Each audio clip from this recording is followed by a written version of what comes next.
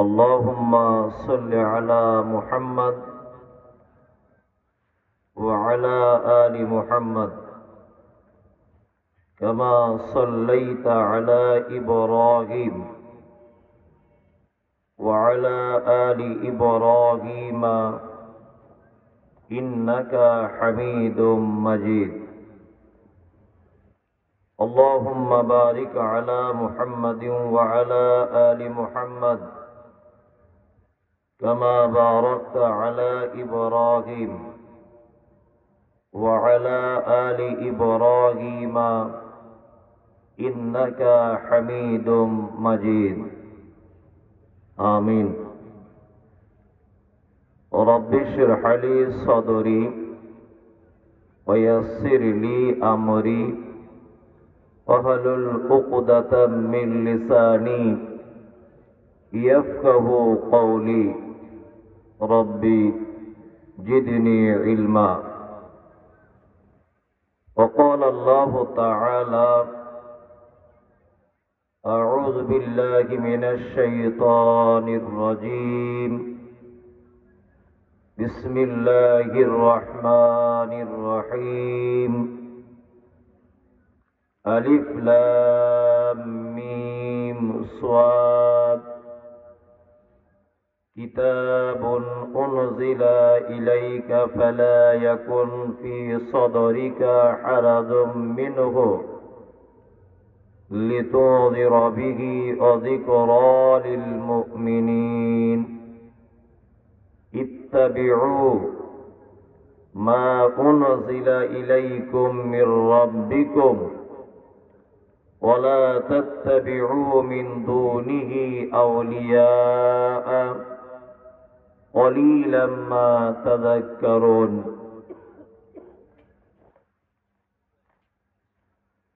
Musab ইবনে উমাইর রাদিয়াল্লাহু তাআলা আনহু মসজিদ ও মাদ্রাসা কমপ্লেক্সের উদ্যোগে ওয়াজ মাহফিলের সুযোগ্য নির্বাচিত যোগ্যতম সভাপতি, আজকের এই ওয়াজ মাহফিলের আমন্ত্রিত অতিথিবৃন্দ, শ্রোতা হিসেবে যারা এসেছেন, চলে গেছেন, আসছেন, নারী পুরুষ আবাল বৃদ্ধ বনিতা নির্বিশেষে সকলকে জানাচ্ছি আন্তরিক শুভেচ্ছা, ভালোবাসা, প্রেম, মোবারকবাদ, ধন্যবাদ, সাধুবাদ, স্নেহাশিস যথাক্রমে শ্রেণীগতভাবে। আলহামদুলিল্লাহ, আমি আরবিতে আল্লাহর প্রশংসা আদায় করেছি, তারপরেও আমি একজন পিওর বাঙালি, ওই জন্যে বাংলাতেও একবার প্রশংসা আদায় করছি যে মহান রব পবিত্র আল কোরআন এবং সহিহ হাদিস আলোচনা শোনার উদ্দেশ্যে আমাদেরকে ছড়িয়ে ছিটিয়ে না রেখে, দুনিয়াবি কাজে ব্যস্ত না রেখে অল্প সময় একত্রিত করে শোনার তৌফিক দান করেছেন। সংক্ষিপ্ত আকারে সকলেই ঠোঁট দুটিকে হেলিয়ে দিয়ে বলি আলহামদুলিল্লাহ। অতঃপর বিশ্ব বরেণ্য নেতা, বহিপ্লবিক প্রণেতা, সৈয়দুল মুরসালিন, ইমামুল আম্বিয়া, নবী মুহাম্মদ রাসূলুল্লাহ সাল্লাল্লাহু আলাইহি ওয়াসাল্লামের উপর অজস্র দরুদ শান্তির ধারায় বর্ষিত হোক। আল্লাহুম্মা আমিন, আল্লাহুম্মা সাল্লি আলাইহি। আমার পূর্বে যিনি বক্তব্য রাখছিলেন, সত্যি খুব প্রশংসনীয় বক্তব্য। যদিও উনি স্টেজে বসে আছেন, ওই জন্য আর বলছি না, তবে উনি যে কথা বলেছেন তাতে করে বাঁচার পথ মানুষের দুটি, এক হচ্ছে পবিত্র আল কোরআন এবং সহিহ হাদিস। এই দুটিকে উদ্দেশ্য করে যদি কোনো মানুষ রাস্তা না চলে, তাহলে সে আল্লাহর তৈরিকৃত জান্নাত পর্যন্ত পৌঁছাতে পারবে না।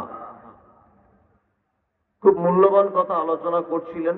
আলহামদুলিল্লাহ, আমি এসেছি আপনাদের পার্শ্ববর্তী দেশ থেকে, আমিও পবিত্র গ্রন্থ মুকুট আল কোরআনুল কারীমের 7 নম্বর সূরা সূরা আল আরাফ আল আরাফের 3টি আয়াত আপনাদের সামনে শুরুতেই তেলাওয়াত করেছি। প্রয়োজন বিশেষে আরো কিছু কোরআনের আয়াত ও সহিহ হাদিস আপনাদের সামনে আনার চেষ্টা করব ইনশাআল্লাহ। সর্বপ্রথম আমাদেরকে একটি কথা মাথায় ঢুকিয়ে নিতে হবে, সেটা হচ্ছে এই, আল্লাহ সুবহানাহু ওয়া তাআলা বলছেন, নাহনু নাকুসসু আলাইকা আহসানাল কসাস বিমা আওহাইনা ইলাইকা হাযাল কোরআন। সারা পৃথিবীতে যত গদ্য পদ্য উপন্যাস কবিতা আবৃত্তি যা কিছু আমরা পড়ি, যা কিছু আমরা বলি, যা কিছু আমরা শুনি, যা কিছু আমরা পড়াই, বইয়ের পাতাতে, পেপার পত্র পত্রিকাতে যে সমস্ত কথাগুলো শুনি, আল্লাহ তাআলা বলছেন সর্বশ্রেষ্ঠ কথা আর সর্বশ্রেষ্ঠ গল্প কাহিনী আমি আল্লাহ পবিত্র আল কোরআনে লিপিবদ্ধ করে দিয়েছি। তার মানে কোরআনের থেকে শ্রেষ্ঠ আর কোনো কথা হতে পারে না। আমি মাঝে সাঝে সত্যি অবাক হই যে পৃথিবীতে আপনারা জানেন যে জ্ঞানকে বিভিন্ন স্তরে ভাগ করা হয়েছে। ভাগ করা হয়েছে না? হয়েছে। আপনি যদি একজন চক্ষু বিশেষজ্ঞকে যদি বলেন যে আমার স্ত্রী প্রেগনেন্ট, তাকে এখন সিজার করতে হবে বাচ্চা ডেলিভারির জন্য। আচ্ছা বলুন তো, একটা চক্ষু বিশেষজ্ঞের পক্ষে একজন মা হওয়ার জন্য কোনো মাকে সিজার করা এটা সম্ভব না অসম্ভব? অসম্ভব। একজন ব্রেনের ডাক্তার, ওনাকে যদি বলে যে ওপেন আপনার বুকটাকে চিরিয়ে অপারেশন করতে হবে, ও করতে পারবে না। আর ও যদি মাস্টারি করেও যদি ফেলে, তাহলে আইনের বেড়াজালে ও একজন চরম অপরাধী। তার মানে একটা মানুষের দেহে নখ থেকে নিয়ে চুল পর্যন্ত টোটাল অঙ্গ প্রত্যঙ্গে জ্ঞানকে ভাগ করে দেওয়া হয়েছে। ব্রেনের জ্ঞান একটা মানুষের কাছে আছে, সে শুধু ব্রেন নিয়ে চিন্তা ভাবনা করবে, অপারেশন লাগবে কিনা, কোন মানে নাটটা ঢিলা হয়ে গেছে, কোন তার টেনে দিতে হবে, এগুলো ও জানে। আর কেউ হার্টের ডিপার্টমেন্টে আছে, কেউ হার্ট স্পেশালিস্ট, কেউ চোখের স্পেশালিস্ট, তাই না? কেউ গ্যাস অম্বল, কেউ জেনারেল আছে না? তার মানে বোঝা যাচ্ছে যে জ্ঞানকে বিভিন্ন স্তরে কি করা হয়েছে? ভাগ করা হয়েছে। তার মানে এখান থেকে এটা বোঝা যায় যে পৃথিবীতে এমন কোন সাবজেক্ট নেই যে সাবজেক্টটির ভিতরে একটা মানুষের জ্ঞান পরিপূর্ণ হওয়ার জন্য একটা সাবজেক্ট পড়লেই যথেষ্ট হবে, এরকম পৃথিবীতে কোনো জ্ঞানের বই নেই। আছে না? যে ব্রেনের ডাক্তার, সে যে কলেজে পড়েছে, যে ডিপার্টমেন্টে পড়াশোনা করেছে, ওখানে শুধু ব্রেনের ব্যাপারেই পড়াশোনা করানো হয়, তাই না? তার মানে পৃথিবীতে এরকম কোনো বইও নেই যে একটা মানুষ যদি মনে করে যে আমি আমার মৃত্যু পর্যন্ত আমার জ্ঞানের পরিপূর্ণতা লাভ করব, তাহলে এরকম কোনো বইও দুনিয়াতে নেই যে সেই বইটার ভিতরেই সে সীমাবদ্ধ থাকবে এবং তার জ্ঞান কমপ্লিট হয়ে যাবে, নেই। কিন্তু একটি মাত্র কিতাব আছে।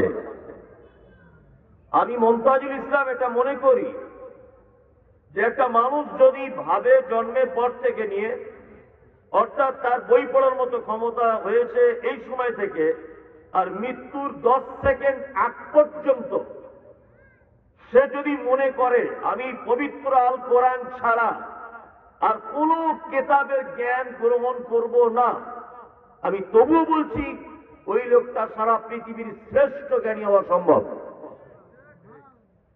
অসম্ভবের কিছু নেই, পৃথিবীর শ্রেষ্ঠ জ্ঞানী হওয়া সম্ভব। কারণ তিবিয়ান লিকুল্লি শাই, আল্লাহ বলছেন এমন একটি জিনিস নেই যেটা আমি পবিত্র আল কোরআনের ভিতরে নোট করিনি। আপনি বিস্ময়ে অভিভূত হবেন, কিছু মানুষের দাবি যে আমরা নাস্তিক, দাবি আছে না? আচ্ছা, তো বাংলাদেশেও কিছুদিন আগে একটা ছেলে নাস্তিক বলে আম্মাজান খাদিজা আল্লাহ রসুলকে নিয়ে অনেক কটূক্তি করেছিল না? বেরাদার রাহুল আবার তার সঙ্গে ডিবেট করেছে। যাই হোক, নাস্তিক বলছে যা কিছু হয় এমনিতেই হয়, আল্লাহ টাল্লাহ বলে কিছু নেই, এটা ওর দাবি। আসলে আমি তো মনে করি যে লোক নিজেকে নাস্তিক দাবি করে ওর মাথাতে নিশ্চয় গোবর ভরা আছে, টাটকা গরুর গোবর। তাছাড়া নাস্তিক হলো কি করে? নাস্তিক হওয়ার তো কোনো জায়গা নেই। ও কত জ্ঞানী যে ও নাস্তিক হয়েছে? নাস্তিক হবার কোনো অপশনই নেই। যদি বলছেন কেন, দেখবেন কর্তা ছাড়া কোনোদিন কর্ম হয় না। হয় এই মাইকে আমি কথা বলছি, এই সাউন্ড সিস্টেমের যে আবিষ্কার, আচ্ছা বলুন তো আবিষ্কারের পিছনে একজন আবিষ্কারক আছে না নেই? আপনি বিরিয়ানি খাচ্ছেন, খুব টেস্ট বিরিয়ানি, আপনি খেতে খেতে খুব স্বাদ গ্রহণ করছেন, খুব করছেন, আলহামদুলিল্লাহ সুবহানাল্লাহ খুব করছেন। বলুন তো এর পিছনে একজন রাঁধুনি আছে না নেই? না ওটা এমনিতে হয়ে গেছে? রাঁধুনি আছে। আপনি ভালো একটা গান শুনছেন, তার পিছনে নিশ্চয় একজন গায়ক বসে আছে, আচ্ছা? তার মানে পৃথিবীতে কোনো কাজ কর্তা ছাড়া সম্ভব নয়, কর্তা লাগে। এই যে পূর্ব দিকে প্রতিদিন সূর্যটা উঠছে, আর পশ্চিম দিকে ঠিক নির্দিষ্ট টাইমে তার আলো কমিয়ে সে আবার চলে যাচ্ছে। দুপুরবেলাতে ঠিক মাঝখানে আর একটু বেলা হলে ওইদিকে একটু হেলে যাচ্ছে, তাই না? আর একটু বেলা হলে আর একটু হেলে যাচ্ছে, যখন উঠছে একদম গোল ফুটবলের মতো লাল চকচক চকচক করছে, তারপরে একটু আলোটাকে উজ্জ্বল করা হচ্ছে, তারপরে আর একটু উজ্জ্বল, তারপরে দুপুর 12টায় এত উজ্জ্বল যে রোদ্দুরে দাঁড়ানো যায় না। আচ্ছা বলুন, এই যে সূর্যটাকে মাথা থেকে ও মাথা তোলা ডোবানো, আর এই যে তার রশ্মি আস্তে করা, কখনো বাড়িয়ে দেওয়া, কখনো লাল রঙের আনা, কখনো লাল নীল বর্ণের হওয়া, আচ্ছা বলুন তো এগুলো কাজ কি কাজ নয়? কাজ, কাজ। কাজ যখন এটা, নিশ্চয় এর পিছনে একটা কর্তা আছে, থাকতেই হবে, হবে কি হবে না? এই কর্তাটা কে? আল্লাহ। আল্লাহ সুবহানাহু ওয়া তাআলা বলছেন, আওয়ালাম ইয়ারাউ ইলা তাইরি ফাওকাহুম সাফাতিন ওয়া ইয়াকবিজ মা ইউমসিকুহুন্না ইল্লা রাহমান ইন্নাহু বিকুল্লি শাইইন বাসীর। সুবহানাল্লাহ। ওই জন্য ভাই বলেছেন আগে যে কোরআন পড়ুন, কোরআন পড়লে সব পাগলামোর ওষুধের ভিতরে আছে, সব পাগলামোর ওষুধ আছে। নাস্তিক পাগলামো করছে, ওর ওষুধ আছে। ও কাফের নিজেকে বলছে যে আমি কিছু বিশ্বাস করি না, ওর ওষুধ আছে এখানে। ও মুশরিক, ওর ওষুধ এখানে ভরা আছে। ওয়ানুনাজ্জিলু মিনাল কুরআন মা হুয়া শিফা। আল্লাহ তো ওই কারণেই বলছেন কোরআন অবতীর্ণ করেছি মোমেনদের কি আরোগ্যের জন্য। এখানে আরোগ্য বলতে কি? প্যারাসিটামল ওষুধ আছে এর ভিতরে? কি এর ভিতরে মধু রাখা আছে? এর ভিতরে নাপা ট্যাবলেট আছে নাকি? আল্লাহ বলছে মোমেনদের সমস্ত কল্যাণ রয়েছে এতে, মোমেনদের আরোগ্যের জন্য দান করেছি, মোমেনদের সমস্ত রোগের ঔষধ আছে এখানে। এখানে ঔষধ বলতে গোলাম হোসেন ফার্মেসিতে যে ঔষধ পাওয়া যায় ওটা নয়। এখানে ঔষধ বলতে দুনিয়া যত রকমের পাগলামি আছে, সমস্ত পাগল গারদ থেকে বার করে এনে, যারা অরিজিনাল পাগল তারা নয়, যারা এরকম পাগল সাজছে, এদেরকে ধরে এনে এই গারদে ভরে দেন, দেখবেন ও সুস্থ হয়ে যাবে। ও সুস্থ হতে বাধ্য। এই দেখুন আল্লাহ তাআলা একটা মজার কথা বলছে। আল্লাহ বলছেন, আওয়ালাম ইয়ারাউ ইলা তাইরি ফাওকাহুম সাফাতিন ওয়া ইয়াকবিজ মা ইউমসিকুহুন্না ইল্লা রাহমান। আমরা ঠিক মাগরিবের আগে আগে কখনো মাঠে যান, চাষিবাসী মানুষ যারা, দেখতে পাবেন কিছু পাখি আছে, তারা দেখবেন 20-30 জন সারিবদ্ধভাবে এরকম ভাবে ডানা ঝাপটাতে ঝাপটাতে উড়ে উড়ে যায়, তাই না? আবার ওদের দিকে একটা লক্ষ্য রাখবেন, ওরা বারবার ডানাটা এরকম করে না, 10 বার এরকম করলো, একবার দেখবেন স্থির করে দিল, স্থির করে দিয়ে সবাই এক লাইন দিয়ে হেলে দুলে যাচ্ছে। কত মজা লাগে না দেখতে? আল্লাহ বলছেন যারা নাস্তিক আমি আছি এটা তারা বিশ্বাস করতে চায় না। আল্লাহ বলছে তারা কি পক্ষী কুলের দিকে তাকিয়ে দেখে না? যখন তারা ডানা ঝাপটাতে ঝাপটাতে বন্ধ করে দেয়, এই মহা শূন্যতে ভাসমান অবস্থায় কে রাখে? ইল্লার রহমান। এটা আমার পক্ষে সম্ভব, পৃথিবীর কারো পক্ষে সম্ভব নয়। তার মানে একটা পাখির ডানাকে কেন্দ্র রেখে আল্লাহ তাআলা কত চমৎকার কথা বলছেন, বুঝছেন না? চমৎকার। তাহলে নাস্তিক হওয়ার কোনো রাস্তা থাকলো? ও জোর করে বলছে আমি নাস্তিক। যাই হোক, আমি ওই পবিত্র গ্রন্থ মুকুট আল কোরআনুল কারীমে সূরা আল আরাফে 3টি আয়াত আপনাদের সামনে মূল ফেজ হিসাবে পেশ করেছি। এই 3টি আয়াতকে নিয়ে একটু হালকা ব্যাখ্যা বিশ্লেষণ করা যাক। আল্লাহ সুবহানাহু ওয়া তাআলা কি বলেছেন? আচ্ছা, কোরআনের কথা বলতে গিয়ে আপনাদের যদি বিপক্ষে হয়ে যায় তাহলে এতে আপনার রাগ হবে না তো? পক্ষে যদি হয়ে যায় কোনো সমস্যা নেই, সমস্যা নেই তো? নেই। আসলে এটা বাংলাদেশ তো, আমার আবার ভয় করে কিছু বললে। আমার অনেক দেখেছি সব সভাপতি এটা এসে মাইক কেড়ে লাগে হুজুরদের, এরকম দেখি মোবাইল, ওই জন্য ভয় লাগে। হ্যাঁ, ওইসব দিন নেই না? ওইসব দিন এখন ভারতে চলে গেছে। হ্যাঁ, ঠিক ঠিক ঠিক, ওইসব দিন এখন ভারতে হচ্ছে। ভালো, যাই হোক। আচ্ছা, প্রথমে আমি আর একটা গুরুত্বপূর্ণ বিষয় দিয়ে শুরু করি। পবিত্র আল কোরআনের আয়াত শুরু করার সময় বা সূরা শুরু করার সময় কি বলে শুরু করতে হয়? আমি কিন্তু সূরার প্রথম থেকে শুরু করবো, এই জন্য এটা বলছি, তাছাড়া বলতাম না। আমি প্রথম থেকে তাফসীরটা করবো এই জন্য। কোন সূরার যদি প্রথম থেকে যদি আপনি তেলাওয়াত করেন তাহলে কি বলে শুরু করতে হবে? আর বিসমিল্লাহ। আর যদি কোন সূরার মাঝখান থেকে, জি না, শুধু আউযু বিল্লাহি মিনাশ শাইতানির রাজিম। এগুলো জেনে রাখবেন। এই গতানুগতিক ও বাবারা, মায়েরা, খালারা, ফুপুরা, নানীরা, এসব বক্তব্য দিয়ে কোনো কাজ নেই, কোনো কাজ। আমি 1-2 ঘন্টা, আপনি যত বড়ই পাণ্ডিত্য অর্জন করে থাকুন আর যত বড়ই বৈজ্ঞানিক হন আর যত কোটি টাকারই মালিক হন, আমি যতক্ষণ এখানে বসে থাকবো আপনাকে ভেবে নিতে হবে মমতাজুল ইসলাম এই মুহূর্তের আমার টিচার। তাছাড়া আপনার জীবনে সফলতা আসবে না। আর আপনি যদি মনে করেন আমিও বক্তা, আমিও তো হুজুর, আমিও তো অনেক টাকার মালিক, আমার কি ডিগ্রি কম আছে, তোমার ঘোড়ার ডিম আছে, কিছুই নাই। সব মানুষের কাছে শেখার বিষয় আছে, প্রতিটা স্তরে স্তরে মানুষের কাছে জ্ঞান আছে, তাই নেই? আমার কাছে যেটা আছে ওর কাছে সেটা নেই, ওর কাছে যেটা আছে আমার কাছে সেটা নেই। সবার কাছে একই থাকলে তো পৃথিবীর ভারসাম্য হারিয়ে যাবে। আমরা কোরআন তেলাওয়াত করি। আচ্ছা বলুন তো, কোরআন তেলাওয়াতটা একটি ইবাদত কি ইবাদত নয়? ইবাদত, ইবাদত। আর একটা কথা বলি। আচ্ছা, আমরা হুজুরদের মুখ থেকে যত বক্তব্য শুনি, সব থেকে দামি ইবাদতের নাম কি? সালাত। ইয়েস, সালাত। সালাত সব থেকে দামি ইবাদত। আচ্ছা বলুন তো, এই দামি ইবাদতে শুরু করতে গেলে কি বলে শুরু করতে হয়? আল্লাহু আকবার, তাই না? আল্লাহ মহান, এটা বলে শুরু করতে হয়। নাম্বার 2, ওযু যখন শুরু করেন তখন বিসমিল্লাহ রহমানির রহিম না, শুধু বিসমিল্লাহ। তাহলে ওযুটা একটা ইবাদত, দান, এটা একটা ইবাদত না? ইবাদত। তারপরে কুরবানি, এটা কি ইবাদত? তাহাজ্জুদ, এটা কি ইবাদত? এক কথাতে যত ইবাদত আছে আল্লাহ এবং তার রাসূলের পক্ষ থেকে অর্ডার আছে যত ইবাদত করার, কোন ইবাদতে আপনি দেখেছেন যে আউযু বিল্লাহি মিনাশ শাইতানির রাজিম দিয়ে শুরু করতে হয়? দেখেছেন? না। কেউ দান করার সময় বলে দেখেছেন আউযু বিল্লাহি মিনাশ শাইতানির রাজিম আমার দাদুর নামে 2000? কেউ বলে? কেউ বলে? দুনিয়া, আপনি দাঁত বার করে হাসবেন না, এগুলো শুনুন, বুঝুন। দুনিয়ায় যত ইবাদত আছে কোন ইবাদতে আউযু বিল্লাহ দিয়ে শুরু করার পদ্ধতি নাই। আউযু বিল্লাহি মিনাশ শাইতানির রাজিম, আমি পানাহ চাচ্ছি কার থেকে? শয়তানের থেকে। কার কাছে?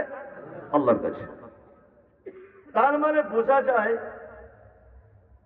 যত ইবাদত আছে কোন ইবাদতে শয়তান অতটা শত্রুগিরি করে না যতটা কোরআন তেলাওয়াতকারীর বিরুদ্ধে ষড়যন্ত্র চালায়।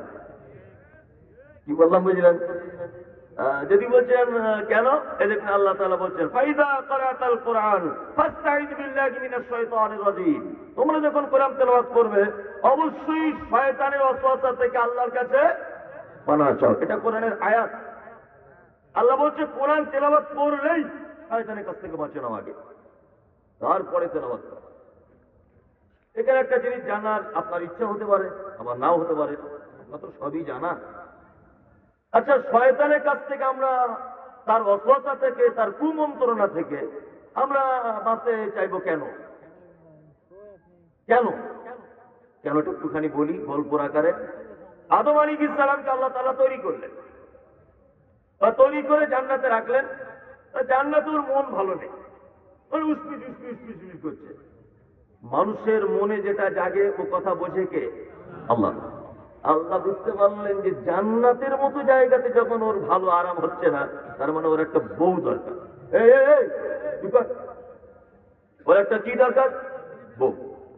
আদম আলাইহিস সালামকে বউ দিয়ে দিলেন। তার মানে আমাদের মা হাওয়া আলাইহিস সালাম, উনি জান্নাতের ভিতরে থাকলেন, আদম আলাইহিস সালাম জান্নাতের ভিতরে থাকলেন।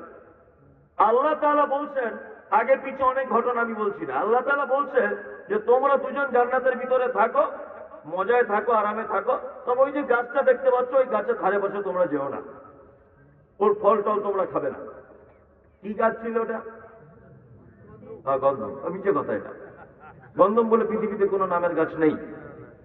কি বললাম বুঝলেন? আমি এটা জানতে চাইলাম এই কারণে যে আপনারা ভুলটা জানেন, সেটা সংশোধন করে দিলাম। কি বললাম বুঝলেন? গন্ধম ওই গাছটার নাম নয়। আল্লাহ সাজার শব্দ ব্যবহার করেছেন গাছ, সেটা ধানের হতে পারে, আলুর হতে পারে, কপির হতে পারে, বাঁধাকপি, ফুলকপি, সিমের হতে পারে, জামের হতে পারে, জামরুলের, আনারসের, যা হতো, ওটা আমার দেখার দরকার নেই। কি বললাম বুঝলেন? ওটা আমার দেখার দরকার নেই। তাহলে গাছের ফল খেতে মানা করলেন। আর জান্নাতের ভিতরে সঙ্গে রয়েছেন কে? মিস্টার ইবলিস। আল্লাহ ওয়াস্তাকবারা ওয়া কানা মিনাল কাফিরিন। ওই বদমাশ রয়েছে ইবলিস জান্নাতের ভিতরে। আর ইবলিস আদমকে হাওয়াকে বলছে খ্যাপা কথা, খুব মানে ভুলিয়ে ভালিয়ে, অল্প মিষ্টি টেস্ট, সেই জন্য তোদেরকে মানা করেছে খেতে। তাড়াতাড়ি তোরা খেয়ে নিবি, ফুরিয়ে যেতে পারে হয়তো। কোনো একটা মানে মন্ত্রণা দিয়ে হাবি জাবি করে ফল খাইয়ে দিয়েছে। কি বললাম বুঝলেন? আল্লাহ বলছে দুইজন জান্নাত থেকে বার হয়, চল বেরো। তিনজনাই বেরোতো না, জান্নাত থেকে বার করে দিল। একজনা পড়লেন কোথায়? ওই ভারতে। আর একজনা শ্রীলঙ্কাটাই তো ভারত তখন। হ্যাঁ, আর একজন চিন্তাতে, তাই না? দুজন দুই জায়গাতে পড়ে শুধু দোয়া করছে, রব্বানা যালামনা আনফুসানা ওয়া ইল্লাম তাগফির লানা ওয়া তারহামনা লানাকুনান্না মিনাল খাসিরিন। শুধু দোয়া করছে, আল্লাহ মাফ করে দাও, খুব ভুল করেছি, আল্লাহ তুমি আমার উপর রহম করো, দয়া করো, নিজের নাফসের উপরে খুব জুলুম করেছি, আবি যাবে। অনেক দোয়া, দুয়ার ওদের পরে শেষ নেই। রব্বানা যালামনা বলে বলে বলে বলে শেষ নেই। আল্লাহ বলছে যখন এতবার বলছে মাফ করিয়ে দিলাম, যা ক্ষমা করে, যা তোকে মাফ করে দিলাম। এবার আল্লাহ দুজনকে ডেকে বলছে, আদম আর হাওয়াকে, তোমাদের দুজনকে নির্দিষ্ট একটা টাইমের জন্য পৃথিবী নামক একটি জায়গায় তোমাদেরকে থাকতে হবে। তখন আদম আলাইহিস সালাম মনে মনে ভাবছেন এটা, যে আমি আর হাওয়া দুজনে পৃথিবীতে যাবো, এটা ঠিক আছে। তখন আবার বলছে শয়তান থাকবে। তখন আদম আলাইহিস সালাম মনে মনে ভাবছেন যে কি ব্যাপার, একবার তো ও সাথে থেকে জান্নাত থেকে বার করে দিল, আবার যদি ও পৃথিবীতে থাকে তাহলে তো 12টা বাজিয়ে ছাড়বে, তাহলে আমাদের কাজ টিকতে দেবে না।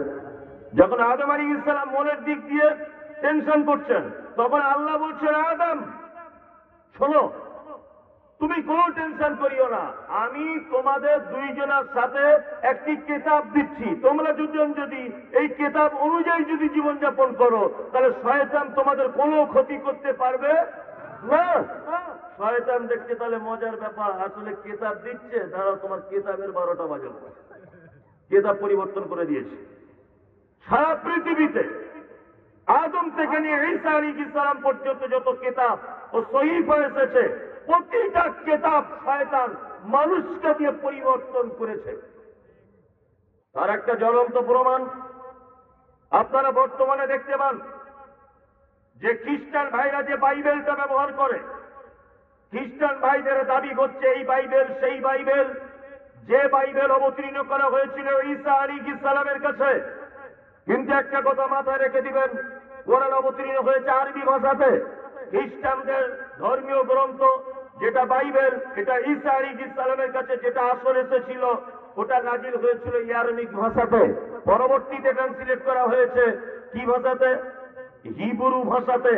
সারা পৃথিবীর কোন চিড়িয়াখানাতেও, সারা পৃথিবীর কোন জাদুঘরেও ওই আরবিক ভাষাতে অবতীর্ণের একটি ইঞ্জিল নেই, একটিও আসল ইঞ্জিল নেই। বর্তমানে খ্রিস্টান ভাইরা যে ইঞ্জিল ব্যবহার করে, যে বাইবেল ব্যবহার করে, এটা খ্রিস্টান যাজকদের নিজস্ব তৈরি করা বাইবেল। কি বললাম বুঝলেন? মানে শয়তান ঈসা আলাইহিস সালামের কিতাব পর্যন্ত পরিবর্তন করে দিয়েছে। এবারে ঈসার পরের নবীটার নাম কি? মুহাম্মদ সাল্লাল্লাহু আলাইহি ওয়াসাল্লাম, তাই তো? এবার আল্লাহর নবীর কাছে যখন কোরআন এসেছে, শয়তান তখন চক্রান্ত করছে। কি চক্রান্ত? যে তাহলে যাই হলো, এবার কোরআনটা পরিবর্তন করে দিতে পারলেই আমার শেষ, আর তো নবী আসবে না, তাই না? খুব চক্রান্ত চালাচ্ছে, কোরআন পরিবর্তন করবে, আয়াতগুলো পরিবর্তন করবে, তার বিধিবিধান পরিবর্তন করবে। কিন্তু এরই মাঝখানে আল্লাহ তাআলা কোরআনের আয়াত অবতীর্ণ করলেন কি? ইন্না নাহনু নাযালনা যিকরা ওয়া ইন্না লাহু লাহাফিজুন। আল্লাহ তাআলা বলছেন, আমি কিতাব অবতীর্ণ করেছি আর আমি এই কিতাবের সংরক্ষণের দায়িত্ব নিজের হাতে নিলাম। শয়তান খুব বিপদে। শয়তান ভাবছে আমি আল্লাহর সৃষ্টি, কিতাবও আল্লাহর, মুহাম্মদও আল্লাহ, এমন কিতাবের দায়িত্ব দিচ্ছে হেফাজতের আল্লাহ। তাহলে এখানে তো আর কোনো সুজ গলবে না। ঈসা আলাইহিস সালাম পর্যন্ত পরিবর্তন করে দিয়েছি, তাহলে কোরআন তো আর পরিবর্তন করা যাবে না। তাহলে এক কাজ করা যাক, কি? এটা একটা হ্যান্ডবিল। এটা কি? হ্যান্ডবিল। আমি যদি হ্যান্ডবিলটা এইভাবে ধরি, তাহলে এর ভিতরে কি আছে, কে সভাপতি, কে প্রধান বক্তা, কে প্রধান অতিথি, এগুলো আমি জানতে পারবো না। তাহলে আমাকে খুলে পড়তে হবে, তবে জানতে পারবো মুসআব ইবনে উমাইর মসজিদ মাদ্রাসা কমপ্লেক্সের উদ্যোগে ওয়াজ মাহফিল, প্রধান বক্তা অমুক, প্রধান অতিথি অমুক, এটা জানতে পারবো খুললে তারপর তো। শয়তান বলছে তাহলে এর বিধান যদি পরিবর্তন করতে নাই পারি একান্ত ভাবে, তাহলে একে যারা তেলাওয়াত করে তাদেরকে দূরে সরিয়ে আনতে হবে, ও যাতে পড়তে না পারে। পড়বে তবে তো ভিতরে কি মাল আছে বুঝবে, ও যাতে পড়তেই না পারে। এইবার আপনাদেরকে বলছি, শয়তান বিজয় লাভ করেছে না আমরা? কে? শয়তান। শয়তান না? শয়তান। এখানে একটা লোক বলুন তো, যে আজকে ফজরের পরে 2 পৃষ্ঠার কোরআন মাজিদ তেলাওয়াত করেছি, ইমামদারিতার সঙ্গে বলবেন, ডুপ্লিকেট করে হাত তুলবেন না, বলে দিলাম। একজন, দুইজন, তিনজন, আলহামদুলিল্লাহ। তার মানে শয়তান যে জয়লাভ করেছে এখানেই তার প্রমাণ, তাই না? শয়তান আপনাদেরকে সরাতে পেরেছে কোরআন মাজিদ থেকে, তাই না? আজব ব্যাপার। ওই জন্য কোরআন মাজিদের আমার আগে যিনি বক্তব্য রাখছিলেন, উনি না তার আগে তিনি, যাই হোক, একটা কথা বলছিলেন, পৃথিবীতে সবকিছু জোর করে অর্জন করা সম্ভব, সবকিছু। ক্ষমতা তো ভোট কিছু করতে দেবো না, আমি প্রধানমন্ত্রী, এটা ক্ষমতা করে সম্ভব। কি বললাম বুঝলেন? আমার এখন ডাক্তারি সার্টিফিকেট দরকার, আমি 4 কোটি টাকা দিব একজন, তো আমাকে সার্টিফিকেট বাড়িতে দিয়ে যাবে। দিয়ে যাবে না? দিয়ে যাবে। আমি এখন স্কুলে হেডমাস্টার হবো, কোন একটা বড় নেতাকে 10 কোটি টাকা দিয়ে দিলাম, আমি হেডমাস্টার হয়ে গেলাম। সম্ভব না? অসম্ভব হয়ে গেল? সম্ভব। তার মানে পৃথিবীর প্রতিটা সার্টিফিকেট বা উপাধি এটা কিনে নেওয়া সম্ভব। সারা জীবন নামাজ নাই, কিচ্ছু নাই, যাকাত নাই, জমির আল কাটে, বুনের জমি দেয় নাই, টাকা হয়েছে, হজ করে এসছে, সবাই ওকে হাজি সাহেব বলছে। তার মানে কি? ও টাকা দিয়ে হাজি সার্টিফিকেট কিনে নিয়ে এসছে। হয়েছে কিনা হয়েছে আল্লাহ ভালো জানে। হ্যাঁ, মানে সব কিছু জোর করে অর্থের ক্ষমতায়, পার্টি লাঠি দলীয় দাপটের ক্ষমতায় অর্জন করা সম্ভব। পৃথিবীতে একটা জিনিস কখনো দলীয় দাপট দিয়ে অর্জন করা, টাকা দিয়ে অর্জন করা, তপস্যা করে অর্জন করা, জোর করে অর্জন করা সম্ভব নয়। সেটা কি? দ্বীনের জ্ঞান অর্জন করা, কোরআনের শিক্ষা অর্জন করা, তখনই সম্ভব নয়। একটা বাপ যদি মনে করে আমার বেটাকে আমি হাফেজ করব, আপনার কিয়ামত পর্যন্ত টাইম থাকলো আপনার বেটার পিছনে আপনি পরিশ্রম করেন, আল্লাহ যদি ওর কল্যাণ না চায়, ও কোশ্চিন কালেও হাফেজ হতে পারবে না, কোশ্চিন কালো। আবার নিজের দেখার কথা বলছি, 28 পারা কোরআনের হাফেজ পড়া ছেড়ে দিয়ে রাজমিস্ত্রির কাজে চলে গেছে। 29 পারা মুখস্থ করে ফেলেছে, 1 পারা বাকি, ছেড়ে দিয়ে রাজমিস্ত্রি কাজ করছে। তার মানে কি? আমি বুঝলাম আল্লাহর কল্যাণ চাইনি, আল্লাহকে ভালোবাসেনি। কি বললাম বুঝলেন? তার মানে এর পিছনে সব থেকে শত্রু শয়তান, তাই না? এইবারে আমি আপনাদেরকে সূরাটা আউযুবিল্লাহ বিসমিল্লাহ, বিসমিল্লাহটা বলতে গেলে আবার কেন পড়তে হয় বিসমিল্লাহ, অনেক ঝামেলা, অনেক বলতে টাইম লাগবে। শুধু আউযুবিল্লাহটা বলে দিলাম, এটা জেনে রাখুন। আল্লাহ তাআলা অত্র সূরাতে বলছেন আলিফ লাম মিম সাদ, পবিত্র আল কোরআনে 29টি সূরার ভিতরে এইরকম শব্দগুলি পাওয়া যায়। কটি? 29টি। আমি কিন্তু কোরআনে তাফসীর করব এবার। আলিফ লাম মিম নুন তাহা ইয়াসিন কফ কাফ হা আইন সাদ আলিফ লাম র, এগুলো আছে না? আচ্ছা, 29টি সূরা। এগুলোকে বলা হয় আরবিতে হুরুফে মুকাত্তিআত, বাংলাতে বলা হয় বিচ্ছিন্ন অক্ষরমালা। এর ব্যাপারে আমি কিছু জানিও না, আমি মমতাজুল ইসলাম জানি না। আপনাদের বাংলাদেশের সব থেকে বড় বড় যারা শায়েখ রয়েছেন, ডক্টর আসাদুল্লাহ গালিব, ডক্টর আব্দুর রাজ্জাক বিন ইউসুফ, ওনার ছেলে আব্দুল্লাহ, বা আরো বড় বড় যারা আলেম রয়েছেন, মুসলিউদ্দিন সাহেব, আহমদুল্লাহ ত্রিশালী, এই সমস্ত আলেমদেরকেও যদি আপনি জিজ্ঞাসা করেন যে হুরুফে মুকাত্তিআত গুলোর মানে কি, ওনারাও এই কথাই বলবেন আল্লাহ ভালো জানে। মানে আমি তো দু পাতা ছেঁড়া মৌলভী সাহেব, আমার তো আর বিদ্যায় নাই, তার মানে আমি আর পারলাম না। মানে আল্লাহ রসুল এই ব্যাপারে কিছু বলেনি, আর সাহাবায়ে কেরামগণ নবীজিকে জিজ্ঞাসা করে নি এই ব্যাপারে। আল্লাহ তাআলা তারপরে বলছেন কিতাবুন উনজিলা ইলাইকা ফালা ইয়াকুন ফি সাদরিকা হারাদুম মিনহু লিতুনযিরা বিহি ওয়া যিকরা লিল মুমিনিন। সুবহানাল্লাহ। আল্লাহ বলছেন এটি একটি কিতাব উনজিলা ইলাইকা, যেটা আপনার উপর অবতীর্ণ করা হয়েছে। কার উপরে? মুহাম্মদ সাল্লাল্লাহু আলাইহি ওয়াসাল্লামের উপরে। ফালা ইয়াকুন ফি সাদরিকা হারাদুম মিনহু, আপনি এর দাওয়াতের মানুষের কাছে পৌঁছানোর কারণে বা মানুষের কাছে যখন পৌঁছাবেন তখন আপনার মনে যেন কোনো সংকীর্ণতা বা কোনো ভয় ভীতি যেন কাজ না যেন করে। এর দাওয়াত মানুষের কাছে যখন পৌঁছাবেন আপনার অন্তরে যেন কোনো ভয় ভীতি সংকীর্ণতা যেন কাজ না করে। লিতুনযিরা বিহি, আপনি এই কিতাবের মাধ্যমেই মানুষকে ভয় দেখান। ওয়া যিকরা লিল মুমিনিন, এবং মুমিনদের জন্য রয়েছে অজস্র উপদেশ পবিত্র আল কোরআনের ভিতরে। এখানে কয়েকটা কথা বলি, কিছু মানুষের গায়ে লেগে যেতে পারে, গায়ে লাগলেও কিছু আমার করার নেই। আমি ভিসা পাসপোর্ট নিয়ে এসেছি, আমার তো ডুপ্লিকেট কিছু নেই। হ্যাঁ, আপনি আমায় কিছু করতেও পারবেন, আমায় কিছু বললে বরঞ্চ আপনি বিপদে পড়ে যাবেন, কেন ভিসাতে এসেছে। আল্লাহ তাআলা বলছেন একটি কথা, এটা একটি কিতাব আপনার উপর অবতীর্ণ করা হয়েছে। এর দাওয়াত পৌঁছাতে গিয়ে বিপদের সম্মুখীন যদি হন, কেউ যদি আপনাকে গালি দেয়, কেউ যদি আপনাকে মারে, কোন রকমের কোন অভিযোগে আপনার মনে যেন কোনো ভয় ভীতি সংকীর্ণতা যেন সৃষ্টি না হয়। তার মানে বোঝা যাচ্ছে কোরআনের কথা বলতে গেলে মাছ চাষ খেতে হবে। হক টক বললে কি হবে? কি মার খেতে হবে, তাই না? আলহামদুলিল্লাহ, আমি বাংলাদেশে এসে অনেক কিছু জ্ঞান ধারণ করেছি, অনেক কিছুর ব্যাপারে আমার এক্সপিরিয়েন্স আরো অনেক ব্যাপারে বেড়েছে।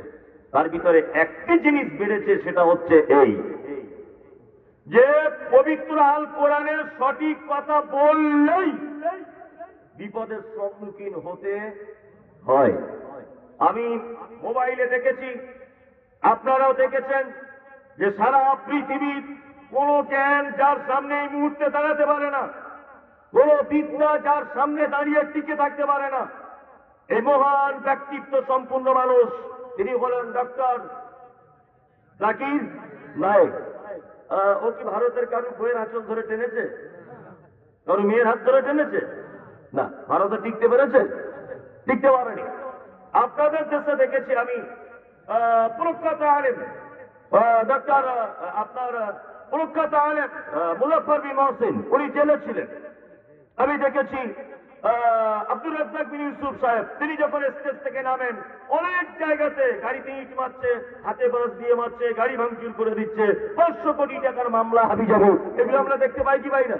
ভাই, আপনি সারা বাংলাদেশের যত কোটি পীর আছে আর যত লক্ষ পীর সাহেবরা আছে, একটা পীর সাহেব স্টেজে হক কথা বলার কারণে মার খেয়েছে, জাতি তাকে অপমান করেছে, সরকার তাকে অ্যারেস্ট করেছে, এইরকম একটা পীর সাহেব হুজুরকে আপনি দেখান, পাবেন? পাবেন না। তার মানে বোঝা যাচ্ছে ও এখনো পর্যন্ত হক কথা বলেনি, এখনো পর্যন্ত চাপাবাজি করে কথা লুকিয়ে রেখেছে। হ্যাঁ, অথচ যারাই এই ময়দানে সত্য কথা বলেছে তাদেরকে কিন্তু জাতি ছেড়ে দেয় নেই। আল্লাহ তাআলা মুহাম্মদ সাল্লাল্লাহু আলাইহি ওয়াসাল্লামকে বলছেন, কথা বলতে গেলেই মার হতে পারে, বিপদ হয়ে যেতে পারে। এখনই যদি আপনাকে আমি বলে দিই, এখনই অনেক লোক আছে উঠে পালাবে। কি বললাম বুঝলেন না? কোরআনের কথা যদি বলে দিই, অনেক মানুষ আছে সহ্য করতে পারবে না। আল্লাহু আকবার। তার মানে এই পর্যন্ত যা কিছু আমি বুঝেছি আমার অল্প ভাঙাচোরা বিদ্যাতে, সারা দুনিয়াতে সহি আকীদার আলেমরা যত অপমান হচ্ছে, যত মার খাচ্ছে, যত বদনামের ভাগীদার হচ্ছে, তার মূল কারণ দিনের সঠিক জ্ঞান মানুষের কাছে পৌঁছে দেওয়ার কারণে। চোরকে বলছে আসসালামু আলাইকুম, আপনি চোর তো? হ্যাঁ, নমস্কার নমস্কার। আর সাধুকে বলছে নমস্কার নমস্কার নমস্কার। আর তাবিজ দেন, বলছে এটা মকরু, অসুবিধা নাই। আপনি বিড়ি খাচ্ছেন? হ্যাঁ হুজুর। বলছে এটা মকরু, অসুবিধা নেই। আর রাজ্জাক বিন ইউসুফ একদম কণ্ঠস্বর উঁচু করে দিয়ে বলছে হারাম হারাম হারাম। নেমে যা বলছে এই টাটা বিড়ি আবার হারাম হয়, কোন হাদিসে লেখা আছে? আগের হুজুর বলে গেছে মকরু। ঝামেলা এই কারণেই হচ্ছে, কি হচ্ছে না? হচ্ছে না। তার মানে বলে যাচ্ছে যে যারা তেল লাগিয়ে চলছে এদের কোনো সমস্যা নেই। কি বললাম বুঝলেন? এদের কোনো সমস্যা নেই। আর যারা একেবারে স্টেট দাঁড়িয়ে আছে হাদিস এবং কোরআনের উপরেই, তাদের সমস্যা আছে। সমস্যা আছে না? সমস্যা আছে, অবশ্যই সমস্যা আছে। আল্লাহ সুবহানাহু ওয়া তাআলা তারপরে বলছেন লিতুনদির বিহি, আপনি দ্বীনের দাওয়াত তাবলীগ করবেন। এটা দিয়ে তাবলীগ কি দিয়ে করতে হবে? কি দিয়ে? কোরআন দিয়ে। আমাদের বর্তমানে তাবলীগ দেখতে পাওয়া যাচ্ছে না? উদউ ইলা সাবিলি রাব্বিক, আল্লাহ বলছেন মানুষকে ডাকো তোমার রবের দিকে। ডাকার পদ্ধতি তাবলীগ চলছে না? চলছে। মানে আমি অবাক হয়ে যাই, এই তাবলীগকে সৌদি অর্থাৎ আরব এদেরকে বয়কট করেছে, এদেরকে ঢুকতে দেবে না তাবলীগ জামাতের। কারণ বলুন তো? খুব দুঃখ এবং আফসোসের সঙ্গে আপনাকে বলছি, মুঝে মঞ্জুর নেই কে मैं किसी का शिकायत करो, मगर बात ही से बात निकल आती है तो मैं क्या करो। আল্লাহর কসম দিয়ে বলছে, আপনাকে আমি চিনি না। বাংলাদেশে আমি প্রথম এসেছি, আপনার সঙ্গে আমার কোনো পরিচয় নেই। আপনি কোন মাযহাবের এটা আমি জানি না, আপনি কোন ধর্মের এটা আমি জানি না, আপনি কোন ব্যক্তিত্ব সম্পূর্ণ এটাও আমি জানি না। আপনার বিরুদ্ধে বলতে আসেনি, শুধু সত্য কথাটা আপনাকে বলতে এসেছি, শুধুমাত্র সত্য কথা। আজকে সারা বাংলাদেশের কোটি কোটি মানুষ তাবলীগ করছে, করছে না? করছে। কি অবস্থা? 40 দিনের জন্য একটা লোক ব্যাগপত্র নিয়ে বাড়ি থেকে চলে গেল। কোথায়? এখান থেকে গেল দিনাজপুরে। নামাজের পর একজন আমির সাহেব রয়েছেন, 20 জনের একটি দল, তার ভিতরে একজনকে দায়িত্ব দেওয়া হলো মাগরিবের পরে তুমি দিনের দাওয়াতের ঘোষণাটা করো। ও উঠে তখন বলছে বাকি নামাজ বাদ আপনারা বসে যাবেন, দিন ইমানের কথা আলোচনা করা হবে। তারপরে দেখছি আমির সাহেবকে পকেট থেকে বার করছে নাম তার ফাজাইলে আমল। আমির সাহেবকে বলছে আমির সাহেব কোরআনের দুটো ছোট্ট সূরা বাংলা অনুবাদ করে শোনান, মানুষ শুনবে। তখন বলছে আমাদের উপরের কমিটির থেকে হুজুর মানা করা আছে। আরে যে তাবলীগে কোরআন তেলাওয়াত মানা, কোরআনের বাংলা অনুবাদ করে মানা, ওটা কোনো মানুষের তাবলীগ হতে পারে না, ওটা কোনো মানুষের তাবলীগ হতে পারে না। আজকে আপনারা দেখতে পাচ্ছেন না, 200 বছর টেকাতে পারলো না, তুরাগ নদীর তীরে মারপিট করে 4 জন নিহত, মারা গেছে। এ বলছে আমি 7 গোষ্ঠীর লোক, ও বলছে আমি জুবাইর গোষ্ঠীর লোক। তার মানে সবার মাথায় পাগড়ি বাঁধা, সবার কাঁধে আছে হাঁড়ি হোন্ডা। তা কি করে লাখ লাখ লোকের ভিতরে বুঝছে যে ও সাদের আর এ জুবাইরের? এটা বুঝতে তো আলাদা কোনো স্যাম্পল নেই। আচ্ছা, পাখির হলে আছে এর নৌকা ও ধানের শীষ দেখলে বোঝা যায়, কিন্তু ও সবাই সাদা পাঞ্জাবি, মাথায় পাগড়ি টুপি, সবার হাতে লাঠি, বাইতুল মোকাররম মসজিদের ভিতরে মারপিট, তুরাগ নদীর পাড়ে মারপিট, টুঙ্গির ইস্তেমাতে মারপিট দেখতে পাচ্ছেন না আপনারা? হ্যাঁ? চারজন বলছে মারা গেছে, চারজনারই থাকার জায়গা জাহান্নাম। মুহাম্মদ সাল্লাল্লাহু আলাইহি ওয়াসাল্লাম তিনি বলেন, কোন মুসলিম যদি আরেকজন মুসলিমের সঙ্গে লড়াই করে, যদি একজন নিহত হয় আর যে তাকে আঘাত করছে আর যে মারা গেছে, উভয়ের থাকার জায়গা তিনহুমা ফিন্নার, দুজনের থাকার জায়গা কোথায়? জাহান্নাম। তার মানে বোঝা যাচ্ছে সাদের লোক মারছে জুবাইরের লোককে, জুবাইরের লোক মারছে সাদের লোককে। কেন সাদ ভক্ত, কেন জুবাইর ভক্ত? তুমি তাহলে আল্লাহর উদ্দেশ্যে কাজ করনি? তুমি ওদের মন ভরার জন্য কাজ করেছ? খুব সাবধান গোলাম হোসেন, তবলিগ করুন আপনি, কোনো অসুবিধা নেই। পবিত্র আল কোরআন এবং সহিহ হাদিস দিয়ে তবলিগ করা সুন্নত নয়, ফরজ। কি ফরজ? করতেই হবে, তবে সেটা সঠিক হাদিস এবং কোরআনের মানদণ্ডে হতে হবে। কি বললাম বুঝলেন? আশ্চর্য ব্যাপার। এইবার আপনাদেরকে একটা কথা বলি। আল্লাহ বলছেন যিকরা লিল মুমিনিন, কোরআনের ভিতরে রয়েছে অজস্র উপদেশ বাণী, অজস্র উপদেশ। কি বললাম বুঝলেন? কোরআনে যে কত উপদেশ আছে, একটা একটা করে যদি বলা হয় তাহলে মনে হয় শেষ করা যাবে না। তারপরে আমি তো সব জানি না, সবগুলোই যে আমার মুখস্থ তা নয়। আমি যেগুলো জানি বা যেগুলো আমার জানার ভিতরে, এইগুলো বললেও মনে হয় রাত পার হয়ে যাবে, কিন্তু ওগুলো বলা সম্ভব নয়। কোরআনের শুধু সূরা বাকারাতে 1000 আদেশ আর নিষেধ আছে, 1000। সূরা বাকারাতেই শুধু আছে, অন্যান্য সূরাতে তো আলাদা। কি বললাম বুঝলেন? তোমরা কোরআনটাই একটা মহা সম্পদ, আপনি ধরে নিতে পারেন। ধরে নিতে পারেন না, ধরতেই হবে। আল্লাহ তাআলা তারপরে বলছেন ইত্তাবিউ, দ্বিতীয় নম্বর আয়াত, ইত্তাবিউ মা উনজিলা ইলাইকুম মির রাব্বিকুম ওয়া লা তাত্তাবিউ মিন দুনিহি আউলিয়া ক্বালিলাম মা তাযাক্কারুন। ইত্তাবিউ, আল্লাহ বলছে আনুগত্য করো, মা উনজিলা ইলাইকুম মির রাব্বিকুম, তোমার রবের পক্ষ থেকে যেটা নাজিল করা হয়েছে। এখানে আর একটা কথা বলে দিই, কিছু যুবক ছেলের মাথাতে এখন গোবর ঢুকে গেছে।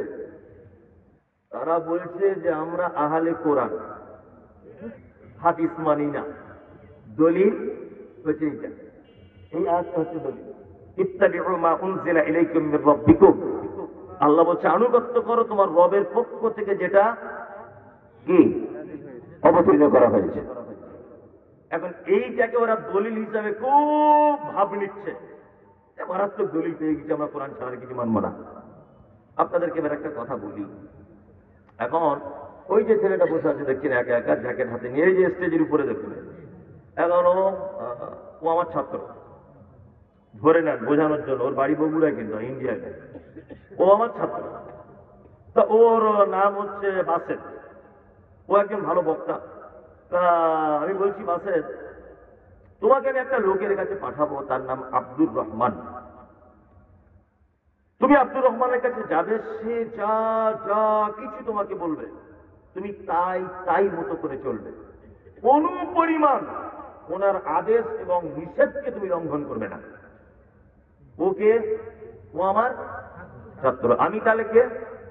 শিক্ষক, তাই তো, ওস্তাদ আমি। এখন ও আব্দুর রহমানের কাছে গেল, আব্দুর রহমান ওকে বলছে আমার গাড়িটা একটু মুছে দাও তো। ও তখন বলছে হুজুর গাড়ি মোছার কথা তো ছিল না। আচ্ছা বলুন তো, গাড়ি মোছার কথা আমি বলে দিয়েছি, সমস্ত যখন বলে দিয়েছি তখন আর গাড়ি মোছা বাদ যায়? এখানে যদি আমি বলি সব লোক চোর, মাইকওয়ালা বাদ যাবে? ও চোর। সভাপতি বাদ যাবে? প্রধান বক্তা বাদ যাবে? সব চোর। হ্যাঁ, আমি বলে দিয়েছি সমস্ত রকমের, আব্দুর রহমান যা বলবে তুমি তাই করবে।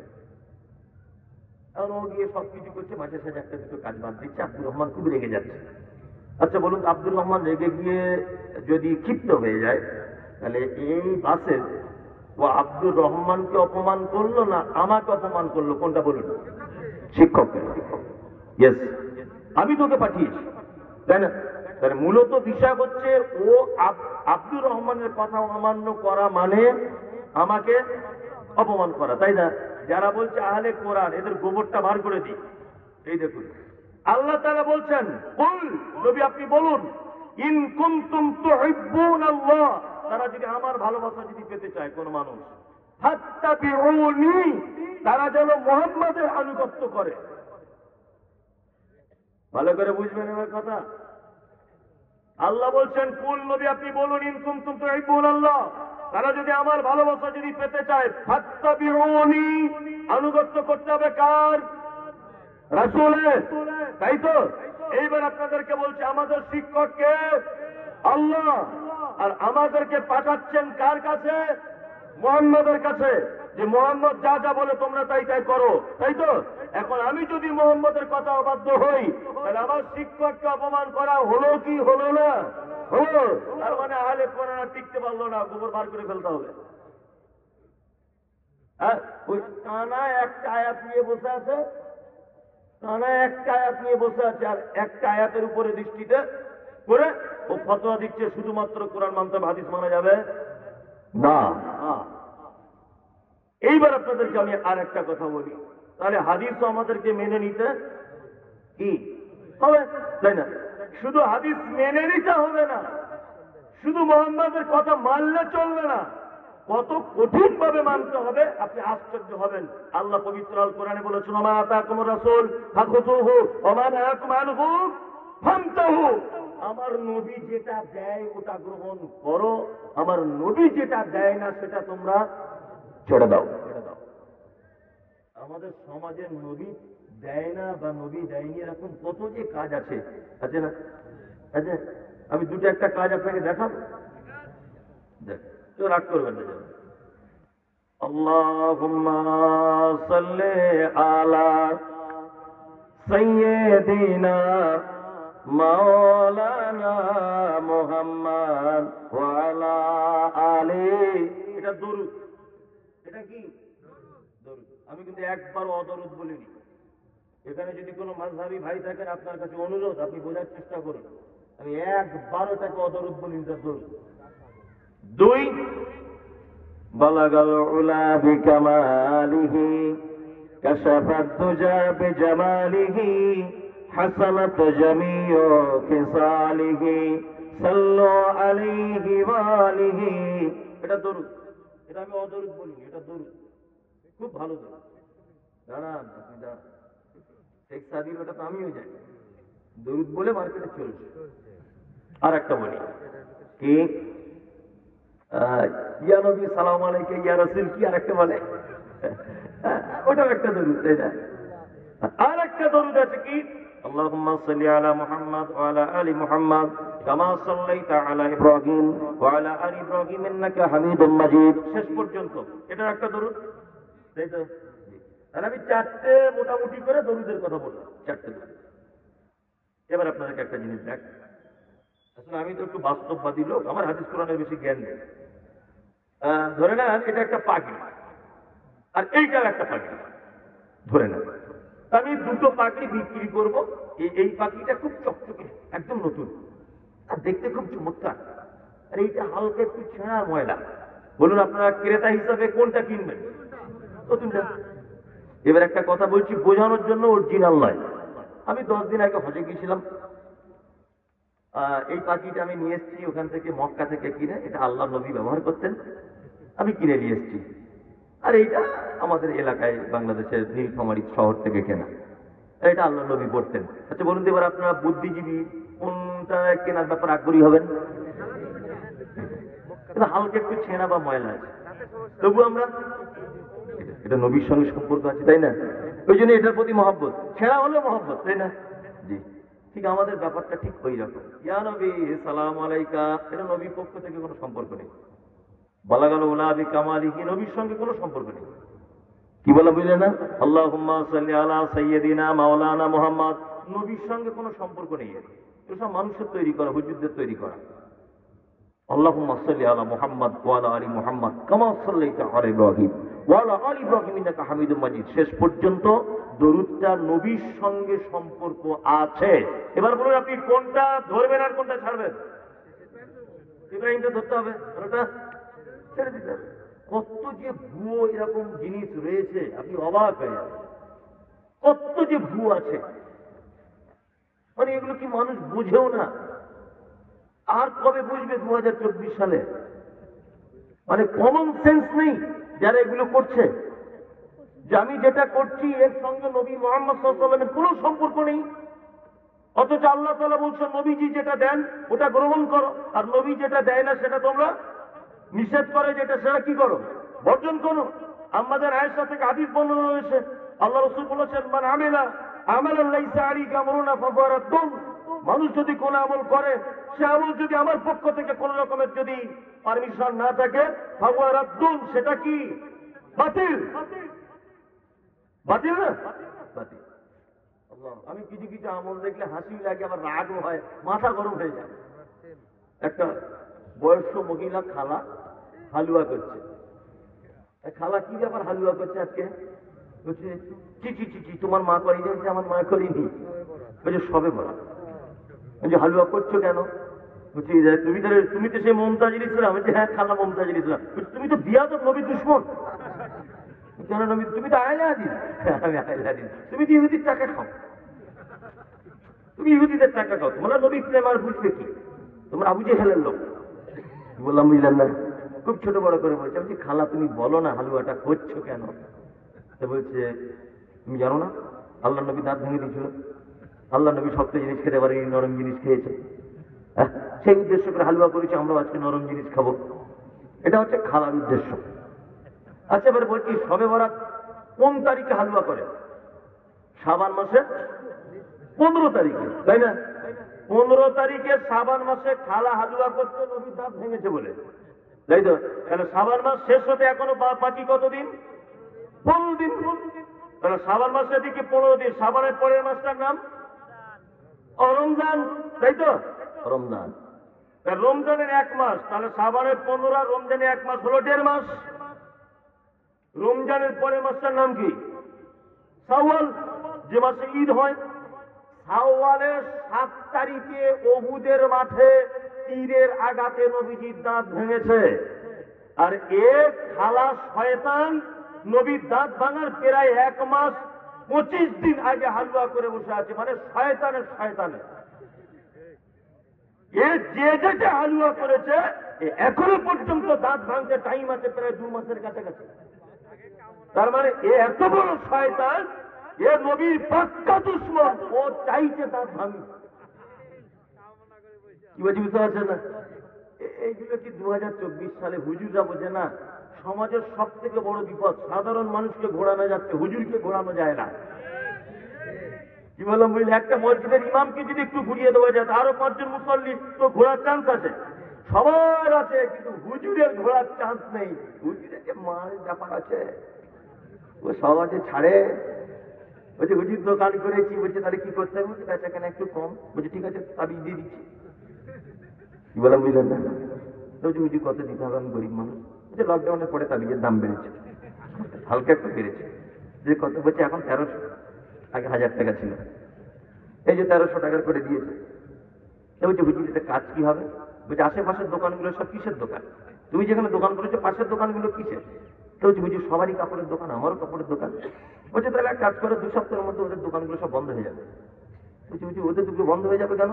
বলছে বন্ধ হবে বলতে সব কাস্টমার তোমার দোকানে চলে আসবে, ওদের এমনি বন্ধ হয়ে যাবে। তাবিজ এইরকম দেবো আমি, আর 200 টাকা বেশি লাগবে, 1500 করে দাও ওটা।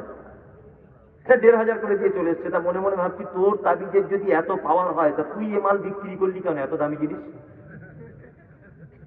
তুই কেন বিক্রি করতে গেলি? অপরকে তাবিজ করে তার দোকানের বেচা কেনা বাড়িয়ে দিচ্ছে। আর যে তাবিজ করছে মসজিদের ইমাম সাহেব, ও 27 বছর ইমামতি করছে, ওর বেতন 9000। কমিটিকে একটু বেতন করে বাড়ানোর তাবিজ করে বেতন বাড়িয়ে নাও, দেখি তোমার বাপের কত ক্ষমতা। তার মানে সব চিটিং মাছ। কি বললাম বুঝলেন? কাজী নজরুল, যাই হোক, কাজী নজরুল তো পাগলের মতো অনেক সময় কখনো গান বলেছে, কখনো সূরা ফাতিহার বাংলা অনুবাদ করেছে, কখনো লোকগীতি, কখনো সঙ্গীত, হাবি যাবো ঠিক নেই কখন কি বলেছে, তো অনেক সময় ভালো কথা বলেছে। কাজী নজরুল বলেছেন পীর ফকিরের কথা যদি সত্য হতো, তারা কেন রাস্তার ধারে ভিক ভেঙে খেত? এটা হুজুর খেজুর এদের কথা যদি সত্য হতো, তাই এরা কেন রাস্তার ধারে ভিক মাংছে? 10 টাকার জন্য তাবিজ ব্যবসা, 10 টাকার জন্য হাত দেখে দেওয়া, 10 টাকার জন্য মাদুর বিক্রি করা, এরা কেন করছে? কি বলে বুঝলেন না? মানে সমাজের সব স্তরের মানুষকে পরিবর্তন করা যাবে, সব থেকে বড় সমস্যা হুজুরকে বোঝানো যায় না। একটা কথা আছে, বুঝে যে অবুঝ হয় তারে বোঝায় কে, আর না বুঝে যে হু হু করে তাকে ভূতে ধরেছে। হুজুর সব জানে কোনটা বেদাত কোনটা সুন্নত। হুজুর শুধু অনেকের দুনিয়াবি জিন্দগির কারণে হুজুর প্রকাশ করতে পারছে না। হুজুর সব জানে, জানে না? সবে বরাতের হালুয়া করা যাবে কিনা হুজুর জানে, তাবিজ দেওয়া যাবে কিনা হুজুর জানে, রাব্বুল ইয়াদিন করা যাবে কিনা হুজুর জানে, কাতারের মাঝখানে ফাঁক রাখতে হবে কিনা হুজুর জানে, আমিন জোরে বলতে হবে না আস্তে হুজুর জানে। হুজুর সব জানে, শুধুমাত্র হুজুর নিজের জায়গা মজবুত করে রাখার জন্য বলছে ওদেরটা ভালো আমাদেরটা ভালো। এ পাক্কা চিটা, ওদেরটা ভালো আর আমাদেরটা ভালো হয়, যে কোনো একটা ভালো হতে হবে। হ্যাঁ, যে কোনো একটা ভালো হতে হবে। যখনই তাদের কাছে আমরা সহিহ হাদিসের দাওয়াত দিতে গেছি, যখনই বলেছে এটা হাদিসে নাই, তখনই বলছে এটা ইমাম আবু হানিফা করেছে। হাদিসে থাকলে আপনার ইমাম আবু হানিফা করেছে। যখনই বলতে যাচ্ছে এটা হাদিসে নাই, বলছে এটা আমাদের ইমাম সাহেব করেছে। যখনই বলতে যাচ্ছে এটা হাদিসে নাই, বলছে এটা আমাদের বড় পীর সাহেব করেছে। তোমার বড় পীর সাহেব দিয়ে ইসলাম চলবে? সব যদি তোমার বড় পীর সাহেব দিয়ে যদি ইসলাম চালাও, তো হযরত মুহাম্মদকে কি করতে পাঠানো হয়েছিল? কি করতে মুহাম্মদ সাল্লাল্লাহু আলাইহি ওয়াসাল্লামকে পৃথিবীতে পাঠানো হয়েছিল? একটা যুক্তি আপনাদেরকে দিই, তাদের একটা যুক্তি আছে যে হাদিস এবং কোরআনে না থাকলেও একটা জিনিস মেনে নিতে হবে। সেটা কি? আল্লাহ তাআলা বলছেন ইয়া আইয়ুহাল্লাযীনা আমানু, তাদের দলিল এটা, ইয়া আইয়ুহাল্লাযীনা আমানু আতিউল্লাহ ওয়া আতিউর রাসূল ওয়া উলিল আমরি মিনকুম। দলিল না? দলিল। আল্লাহ বলছে তোমরা ঈমানদার, আল্লাহর আনুগত্য করো, রাসূলের আনুগত্য করো, উলিল আমরি মিনকুম, তোমাদের মধ্যে যারা উলিল আমর আছে তোমরা তাদের আনুগত্য করো। এখানে কয়েকটা জিনিস বুঝে যান, বক্তব্য সব আপনি ভুলে যান, আমার কোনো দুঃখ নেই। এই আয়াতটা আপনার কাছে বিনীত অনুরোধ, আপনার আমি অনুরোধ করে বলছি এই আয়াতটা আপনার মগজের ভিতরে ঢোকান। এর আগে শুনেছেন আমি জানি না, তবে শুনেও থাকতে পারেন, আবার আপনি শুনুন। এক, আল্লাহ এখানে শব্দ ব্যবহার করছে আতিউল্লাহ। আল্লাহ শব্দের আগে আতিউ মানে আনুগত্য করো, রাসূল শব্দের আগে কি? আতিউ, রাসূলের আনুগত্য করো। তারপরে আল্লাহ বলছেন অউলিল আমরি মিনকুম, অউলিল আমরে মিনকুম, এবং এখানে আতিউ নেই। আল্লাহ কি বলছে? এবং, এবং আল্লাহ এবং তার রাসূলের কাছ থেকে কোন সমস্যার সমাধান যদি তোমরা করতে না পারো, দ্বিধাদ্বন্দ্বে যদি থেকে যাও, তাহলে তোমরা তোমাদের উলিল আমর যারা তাদের কাছে যাও সমস্যা নিতে। তাদের কাছে যদি সমস্যা না মেটে, ফাইন তানাযাতুম ফি শাইইন ফারদ্দু ইলাল্লাহি ওয়া রাসূল, তোমরা আল্লাহ এবং তার রাসূলের দিকে প্রত্যাবর্তন করো, এটাই তোমাদের জন্য কল্যাণ। এইবার একটা কথা বলি, এখানে যুক্তিপূর্ণ কথা, খুব ভালো করে বুঝবেন। এক, পবিত্র আল কোরআনে উলিল আমরি মিনকুম, উলি শব্দটা হচ্ছে বহু বচন, বুঝে যাবেন ভালো করে। নাম্বার দুই, পবিত্র আল কোরআনে যত জায়গায় মিনকুম শব্দ আছে, প্রতিটা জায়গাতে আল্লাহ তাআলা জীবিত মানুষদের জন্য মিনকুম শব্দ ব্যবহার করেছে, একটা মৃত্যু মানুষের জন্য নয়। প্রমাণ আল্লাহ তাআলা বলছেন, কি বলছেন? আল্লাহ তাআলা বলছেন ইয়া আইয়ুহাল্লাযীনা আমানু কুতিবা আলাইকুমুস সিয়াম কামা কুতিবা আলাল্লাযীনা মিন ক্বাবলিকুম লাআল্লাকুম তাত্তাকুন আইয়ামাম মা'দুদাতিন। এটা হাতে গোনা কয়েকদিনের জন্য। ফামান কানা মিনকুম মারিজান, তোমাদের মধ্যে বর্তমানে রমজান মাসে যারা অসুস্থ, আও আলা সাফারিন, এবং এই মাসে যারা সফর করে, ফাইদ্দাতুম মিন আইয়ামিন উখার, তারা যেন এই দিনগুলো বাকি অন্য দিনে যেন পূরণ করে দেয়। আল্লাহ বলছেন কি? অমান কানা মিনকুম মারিজান, তোমাদের মধ্যে বর্তমানে যারা অসুস্থ। আচ্ছা বলুন তো, আল্লাহ মরা মানুষকে অসুস্থ বোঝাচ্ছেন না যারা জীবিত আছে তাদের? রমজান মাসের ভিতরে বোঝাচ্ছেন না রমজান মাসের বাইরে? ভিতরে, তাই না? তার মানে বোঝা যায় আল্লাহ তাআলা বলছেন উলিল আমরি মিনকুম, তোমাদের ভিতরে বর্তমানে যারা উলিল আম ধর্মীয় নেতা, তোমরা তাদের কাছে ইসলাম জানতে যাও। তোমার হুজুর যার তুমি দলিল পেশ করছো, সে তো মারা গেছে 150 বছর আগে, সে করে গিয়েছে বলে তুমি দলিল পেশ করছো কেন? সে বেঁচে আছে? সে বেঁচে আছে? তুমি কেন বলছো বিড়ি খাওয়া মকরু? কে বলেছে? না 70 বছর আগে আমার বড় পীর সাহেব বলে গেছে। তোমার বড় পীর বেঁচে আছে? আল্লাহ বলছে উলিল আমরি মিনকুম, ধর্মীয় ব্যাপারে যখন দ্বিধাদ্বন্দ্ব লেগে যাবে, বর্তমান তোমাদের উপস্থিত যে সমস্ত নেতা, ধর্মীয় বড় পণ্ডিত, তাদের কাছে তোমরা যাও জানতে, তারা যদি সমস্যার সমাধান না করতে পারে, আল্লাহ এবং তার রাসূলের দিকে প্রত্যাবর্তন করে, এটাই তোমাদের জন্য কল্যাণ। তুমি যে যার মুরিদ হয়ে বসে আছো, সেটা মারা গেছে আজ থেকে 100 বছর আগে। তার মানে কোরআনের আয়াতের সঙ্গে বিচারিতা করছে না। তার একটা কথা আপনাদেরকে বলি, আল্লাহ বলছে উলিল আমরি, যারা বলছে আমরা একজন ইমামকে মেনে চলি। অনেক মানুষ বলে না, হ্যাঁ তুমি কে? বলছে আমি আবু হানিফার লোক। তুমি? বলছে আমি শাফির লোক। তুমি কে? বলছে আমি তবলিগ জামাতের লোক। আচ্ছা আচ্ছা, তাই এরকম ভাগ আছে না আমাদের মার্কেটে? আছে কি আছে না? কত বড় বোকা! আল্লাহ শব্দ ব্যবহার করছে উলি, বহু বছর। নেতা একজন হবে না, নেতা অনেকজন হবে, কোটি কোটি কোটি কোটি হতে পারে, তাই না? তাই না? তুমি কেন ইমাম আবু হানিফাকে ধরে বসে রাখলে কেন? তুমি ইমাম শাফিকে ধরে বসে রাখলে কেন? তুমি ইমাম আহমদ বিন হাম্বলকে ধরে বসে রাখলে কেন? ওর কেন তুমি মুরিদ হতে গেলে? আল্লাহ তো বলছে উলি। ইমাম যদি তুমি মানতেই চাও, 4 জনকেই মানো, 5 জনকেই মানো, 6 জনকেই মানো, কোনো সমস্যা নেই।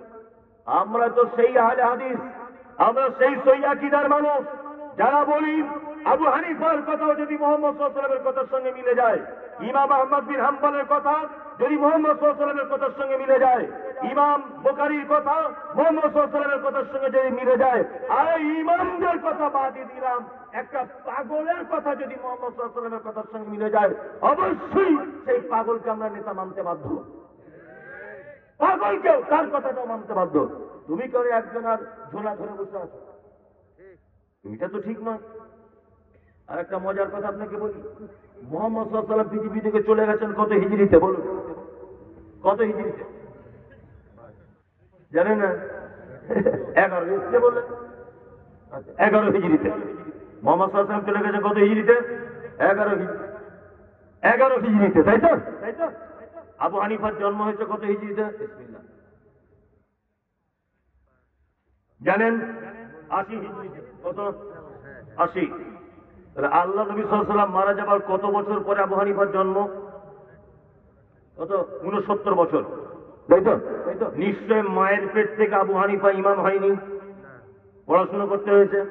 আমি যুক্তি ও তর্কের খাতিরে ধরে নিলাম 10 বছরে তিনি ইমাম হয়েছেন, ধরে নিলাম। তার মানে ওনার ইমাম হওয়া আর আল্লাহ নবী মারা যাবার মাঝখানে ব্যবধান কত বছর? 79 বছর, তাই না?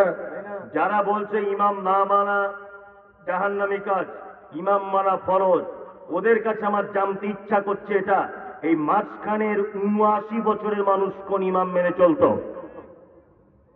এটা আপনাকে দেখাতে হবে।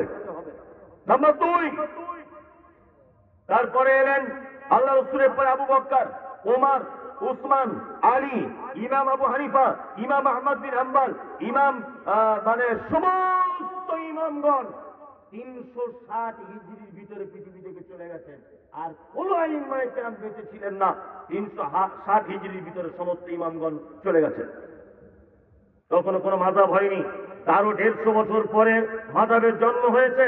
তার মানে মুহাম্মদ সাল্লাল্লাহু আলাইহি ওয়াসাল্লাম পৃথিবী থেকে চলে যাবার 450 বছর পরে মাযহাবের জন্ম হয়েছে। তাহলে মাযহাবের জন্ম হয়েছে তখন থেকে তুমি বলছো আমি আবু হানিফার লোক, তাহলে এই 450 বছরের লোকগুলো যাবে কোথায়? কোথায় যাবে? এগুলো বুঝতে হবে না? ইসলামিক ইতিহাসগুলো পড়তে হবে না? শুধু আমি এই দল করি আর ওই করি, 22 পাগড়ি পেতে ঘুরি, সারা জীবন এই করবেন? একটু খুলে দেখবেন না যেটা কি? আশ্চর্য ব্যাপার, আমাদেরকে এমন বোকা বানিয়ে দিয়ে রেখেছে, বোকা। একটা লোকের গায়ের দুধ খাওয়ার খুব ইচ্ছা, গায়ের দুধ খাওয়ার কি খুব ইচ্ছা, ও গায়ে আর বলদ কোনটা এটা চেনে না। বলদ গরু বুঝেন? তা গরু হাটে গেছে, গিয়ে একটা ব্যবসাদার বুঝতে পেরেছে 4 চাকা গাড়ি করে এসছে, তাহলে মোটা পাটি একটা ভালো নাদুস নুদুস বলদ গরু ছিল, ওইটাকে দেখাচ্ছে। এইটা দিবে নাকি, খুব ভালো দুধ হয়। আর ও তো বোঝে না, আমি গায়ে থাকা নতুন বাড়ি এসছে, হ্যাঁ নিয়ে বলছে হ্যাঁ ঠিক আছে, গরুটা দেখতে ভালো, বেশ দিয়ে দেন তো। বলদ গরু কিনে বাড়ি নিয়ে এসছে। বলদ গরুতে কি করে, না নাঙল চালায় না, চলছে না। বাড়ি এসে এবার গোয়ালাকে ডেকেছে দুধ খাবে। গোয়ালা বলছে না, লোকটা গরুটা কিনেছে, তা কিনে এখন সবাই ওকে বলে দিয়েছে যে চাচা গরু কিনছো ভালো, তবে লেজটা তুলে দেখো কোন গরু। এই লোক আমেরিকার লোক, এ তখন বলছে যে ভাই গরুওয়ালা একটু লেজটা তুলুন না, বলছে অস্তাক তুললাম। ওইসব জিনিস আবার দেখে, তাহলে লেজ তুলে বসে খারাপ জিনিস ওসব দেখে, আপনার মতো লোক এসব দেখে, অস্তাক তুললাম। ও তখন বলছে তাহলে ঠিক তুলতে পারবো, খারাপ জিনিস দেখে লাভ নেই, তাহলে বাড়ি গিয়ে দেখবো। এ বাড়ি নিয়ে এসছে, গোয়ালা ডেকেছে দুধ দেওয়ার জন্য। গোয়ালা ডেকে বলছে চাচা এ তো ছেলে গরু, তোমার এই যুক্তি কে দিয়েছে? তুমি চিনো না যখন, তো অন্য একজনের সহযোগিতা নাও। টাকা আছে বলেই তুমি বলদ গরু কিনে দুধের আশা করছো। আমাদের সমাজের অবস্থায় হয়েছে ঠিক তেমন। তুমি ভালো আলেম চিনতে পারছো না, এটা ব্যাপার। তোমার বিদ্যা বুদ্ধি নেই, এটা না হয় ধরলাম, হ্যাঁ, তো তুমি কাউকে জিজ্ঞেস করতেও পারছো না। তুমি যখন জিজ্ঞেস করতে যাবে তখন ওই হুজুর আপনাকে বলবে ছি ছি ছি ছি ছি ছি। আমাদের বড় পীর সাহেবের উপরে অপমান করছো, তুমি আমার লোককে জিজ্ঞেস করতে যাচ্ছ? বড় পীর সাহেব যা বলেছে তাই, ওটাই ঠিক, জিজ্ঞেস করার দরকার নেই। মানে গরুটা বলদ না গরুটা গাই, গরুটা লেজ তুলে দেখা লাগবে না। ব্যবসাদার তো মানা করবি, হুজুর তো বলবি, হুজুর সব সময় বলবে এই ও আইলা দিস, মমতা জিনিস না, ও আইলা দিস, ওর বক্তব্য শোনা যাবে না। বেরাদারা বলে ইহুদিদের দালাল, রাজ্জাক বিন ইউসুফ ওই ইহুদিদের টাকা খায়, মুজাফফর বিন মহসিন ইহুদিদের টাকা খায়, ওই মুসলিহুদ্দিন ও আমেরিকার ডলার খায়। ওদের কাছে যাওয়া যাবে না, মানে কি লেজ তুলে দেখা যাবে না। কি বললাম বুঝলে না? লেজ তুলে দেখলেই তো ধরা পড়ে যাবে। মুজাফফর বিন মহসিনের কাছে গেলেই তো ভালো হয়ে যাবে, রাজ্জাক বিন ইউসুফের কাছে গেলেই তো আকিদা চেঞ্জ করে ফেলবে। ওই জন্য হুজুর আগে থেকে আপনাকে বারবার ডিরেকশন দিচ্ছ, ওই লেজ তুলে দেখা দেখি কোনো সিন নেই। আমরা বলে দিয়েছি 20 টাকা তারাবি করতে হবে, তুমি চালিয়ে যাও। আমরা বলে দিয়েছি 40টা করতে হবে, তুমি চালিয়ে যাও।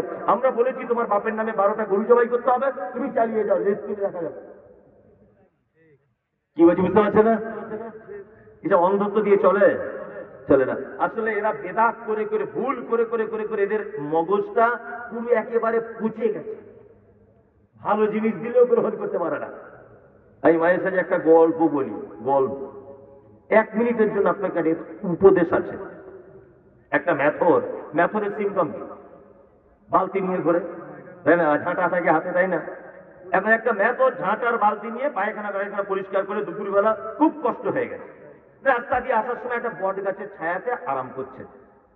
ম্যাথর নাকটাকে ঘুমাচ্ছে। এখন একটা আতরওয়ালা, সে পাড়ায় পাড়ায় ঘুরে ঘুরে আতর বিক্রি করে। এখন আতরওয়ালা এখন ওই গিয়ে, ওরও কষ্ট হয়েছে, ও বট গাছের তলায় গিয়ে বসেছে। বসে থেকে রাখতেছে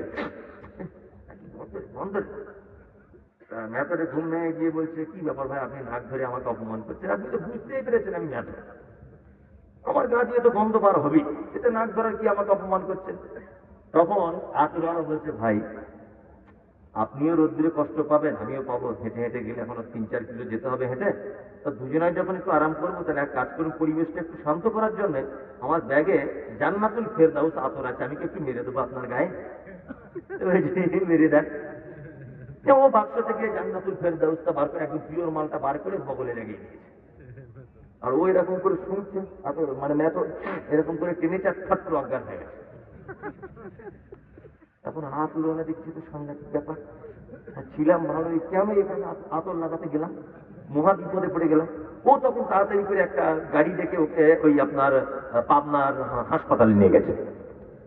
ডাক্তারবাবু জিজ্ঞেস করে বলছে কি হয়েছে চাচা? বলছে স্যার এই ব্যাপার ঘটনা এই। ও, ডাক্তার তো জ্ঞানী ছিল, বুদ্ধিমান লোক। ও তখন বলছে এক কাজ করুন, ওর কিছু হয়নি, এক কাজ করুন। বলছে কি? বলছে হাসপাতালের পিছনে দেখুন পায়খানা ঘর আছে, টাটকা হোক আর বাসি মাল হোক একটু আনুন, এই নেমন নাকে ঘষে দেখ। কি বললাম বুঝলেন? নিয়ে ওই আতরওয়ালা কি করেছে, এখন ডাক্তার যা বলবে শুনতে হবে। এখন ওই বাসি হোক আর টাটকা মাল এনে নাকে এরকম ঘুরে লাগিয়ে দিয়েছে। ও এখন এরকম 3-4 বার করে উঠে পুরো দিব্যি ঘুরছে। এখন আতরওয়ালা তখন বলছে ডাক্তারবাবু আপনি কি ডাক্তার না আপনি জাদুকর? তখন ডাক্তারবাবু বলছে চাচা আপনি বোঝেন না, আরে যে লোকটা সারা জীবন মানুষের পায়খানা সঙ্গে সঙ্গে এসছে, ওকে হঠাৎ করে ফেরদাউস দিলে সহ্য করতে পারে? সারা জীবন হুজুর হুজুর হুজুর হুজুর আর বেদাত করে করে করে করে যাদের মগজ পচে গেছে, ওরা কখনো সহি হাদিস মানতে পারে? পারে? ওরা কোনোদিন আব্দুর রাজ্জাককে সহ্য করতে পারে? ওরা মুজাফফরকে সহ্য করতে পারে? ওরা মদিনার নামাজকে মেনে নিতে পারে না? নাম দিয়েছে মসজিদের মদিনা মসজিদ, আর নামাজ হচ্ছে পাকিস্তানের। এত বড় বিয়াদব! নাম দিয়েছে মদিনা মসজিদ, অথচ নামাজ হচ্ছে কুফা বাদশার নামাজ। মদিনার নামাজ হয় না। আশ্চর্য ব্যাপার।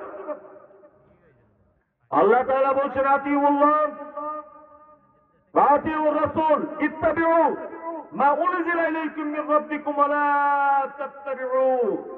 এবার আরো জ্বালা ধরা কথা আল্লাহ তাআলা বলছেন ওয়ালা তাত্তাবিউ, কখনোই আনুগত্য করবে না, মিন দুনিহি, কোরআন আর হাদিস এই দুটোকে বাদ দিয়ে, আউলিয়া।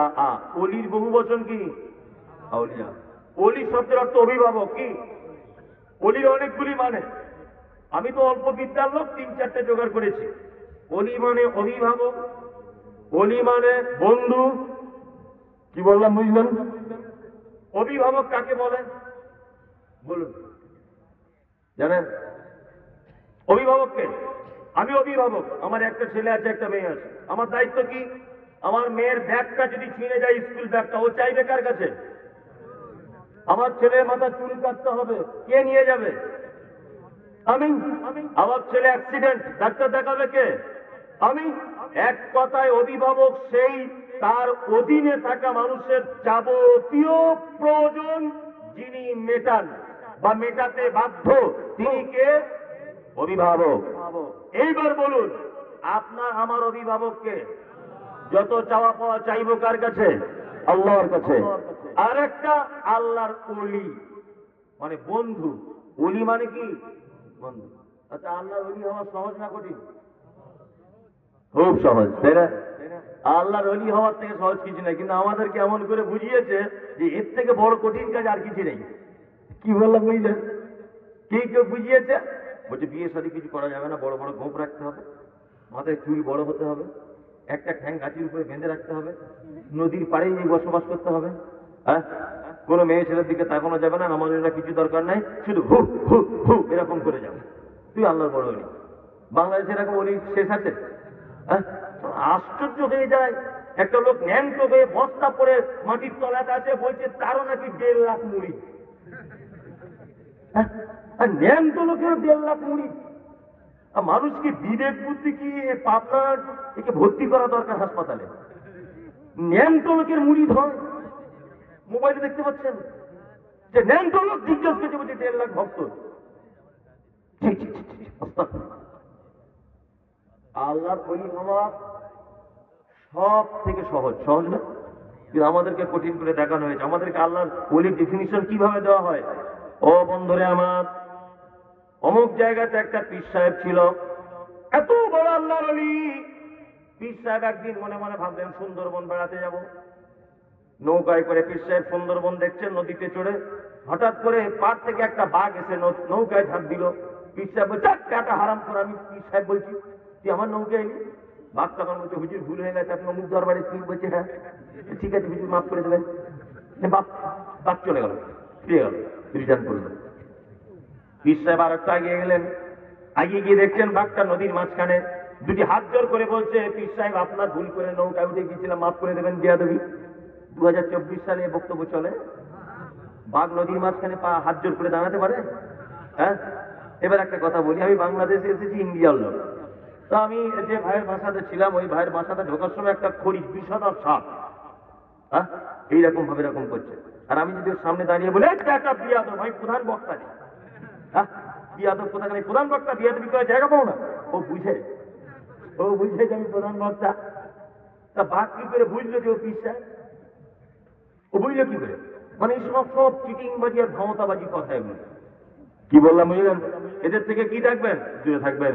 অরিজিনালি যদি আল্লাহর ওলিদের কিচ্ছা কাহিনী যদি শুনতেই যদি হয়, তাহলে আমরা আল্লাহ রসুলের সাহাবীদের জীবনী থেকে শুনি, তাই না? এবার একটা জিনিস আপনাকে আমি যুক্তি দিয়ে বোঝাই। আমার দিকে ফেরুন। এটা একটা পাল্লা, এটা একটা কি পাল্লা। এই পাল্লাতে সারা পৃথিবীর মানুষের ঈমান এই দিকটায় রাখা হলো। ভালো করে বুঝবেন। আর এই দিকটায় আমি রেখেছি হযরত আবু বকরের ঈমানটা। বলুন কার ঈমান ভারী হবে? আবু বকরের, তাই না?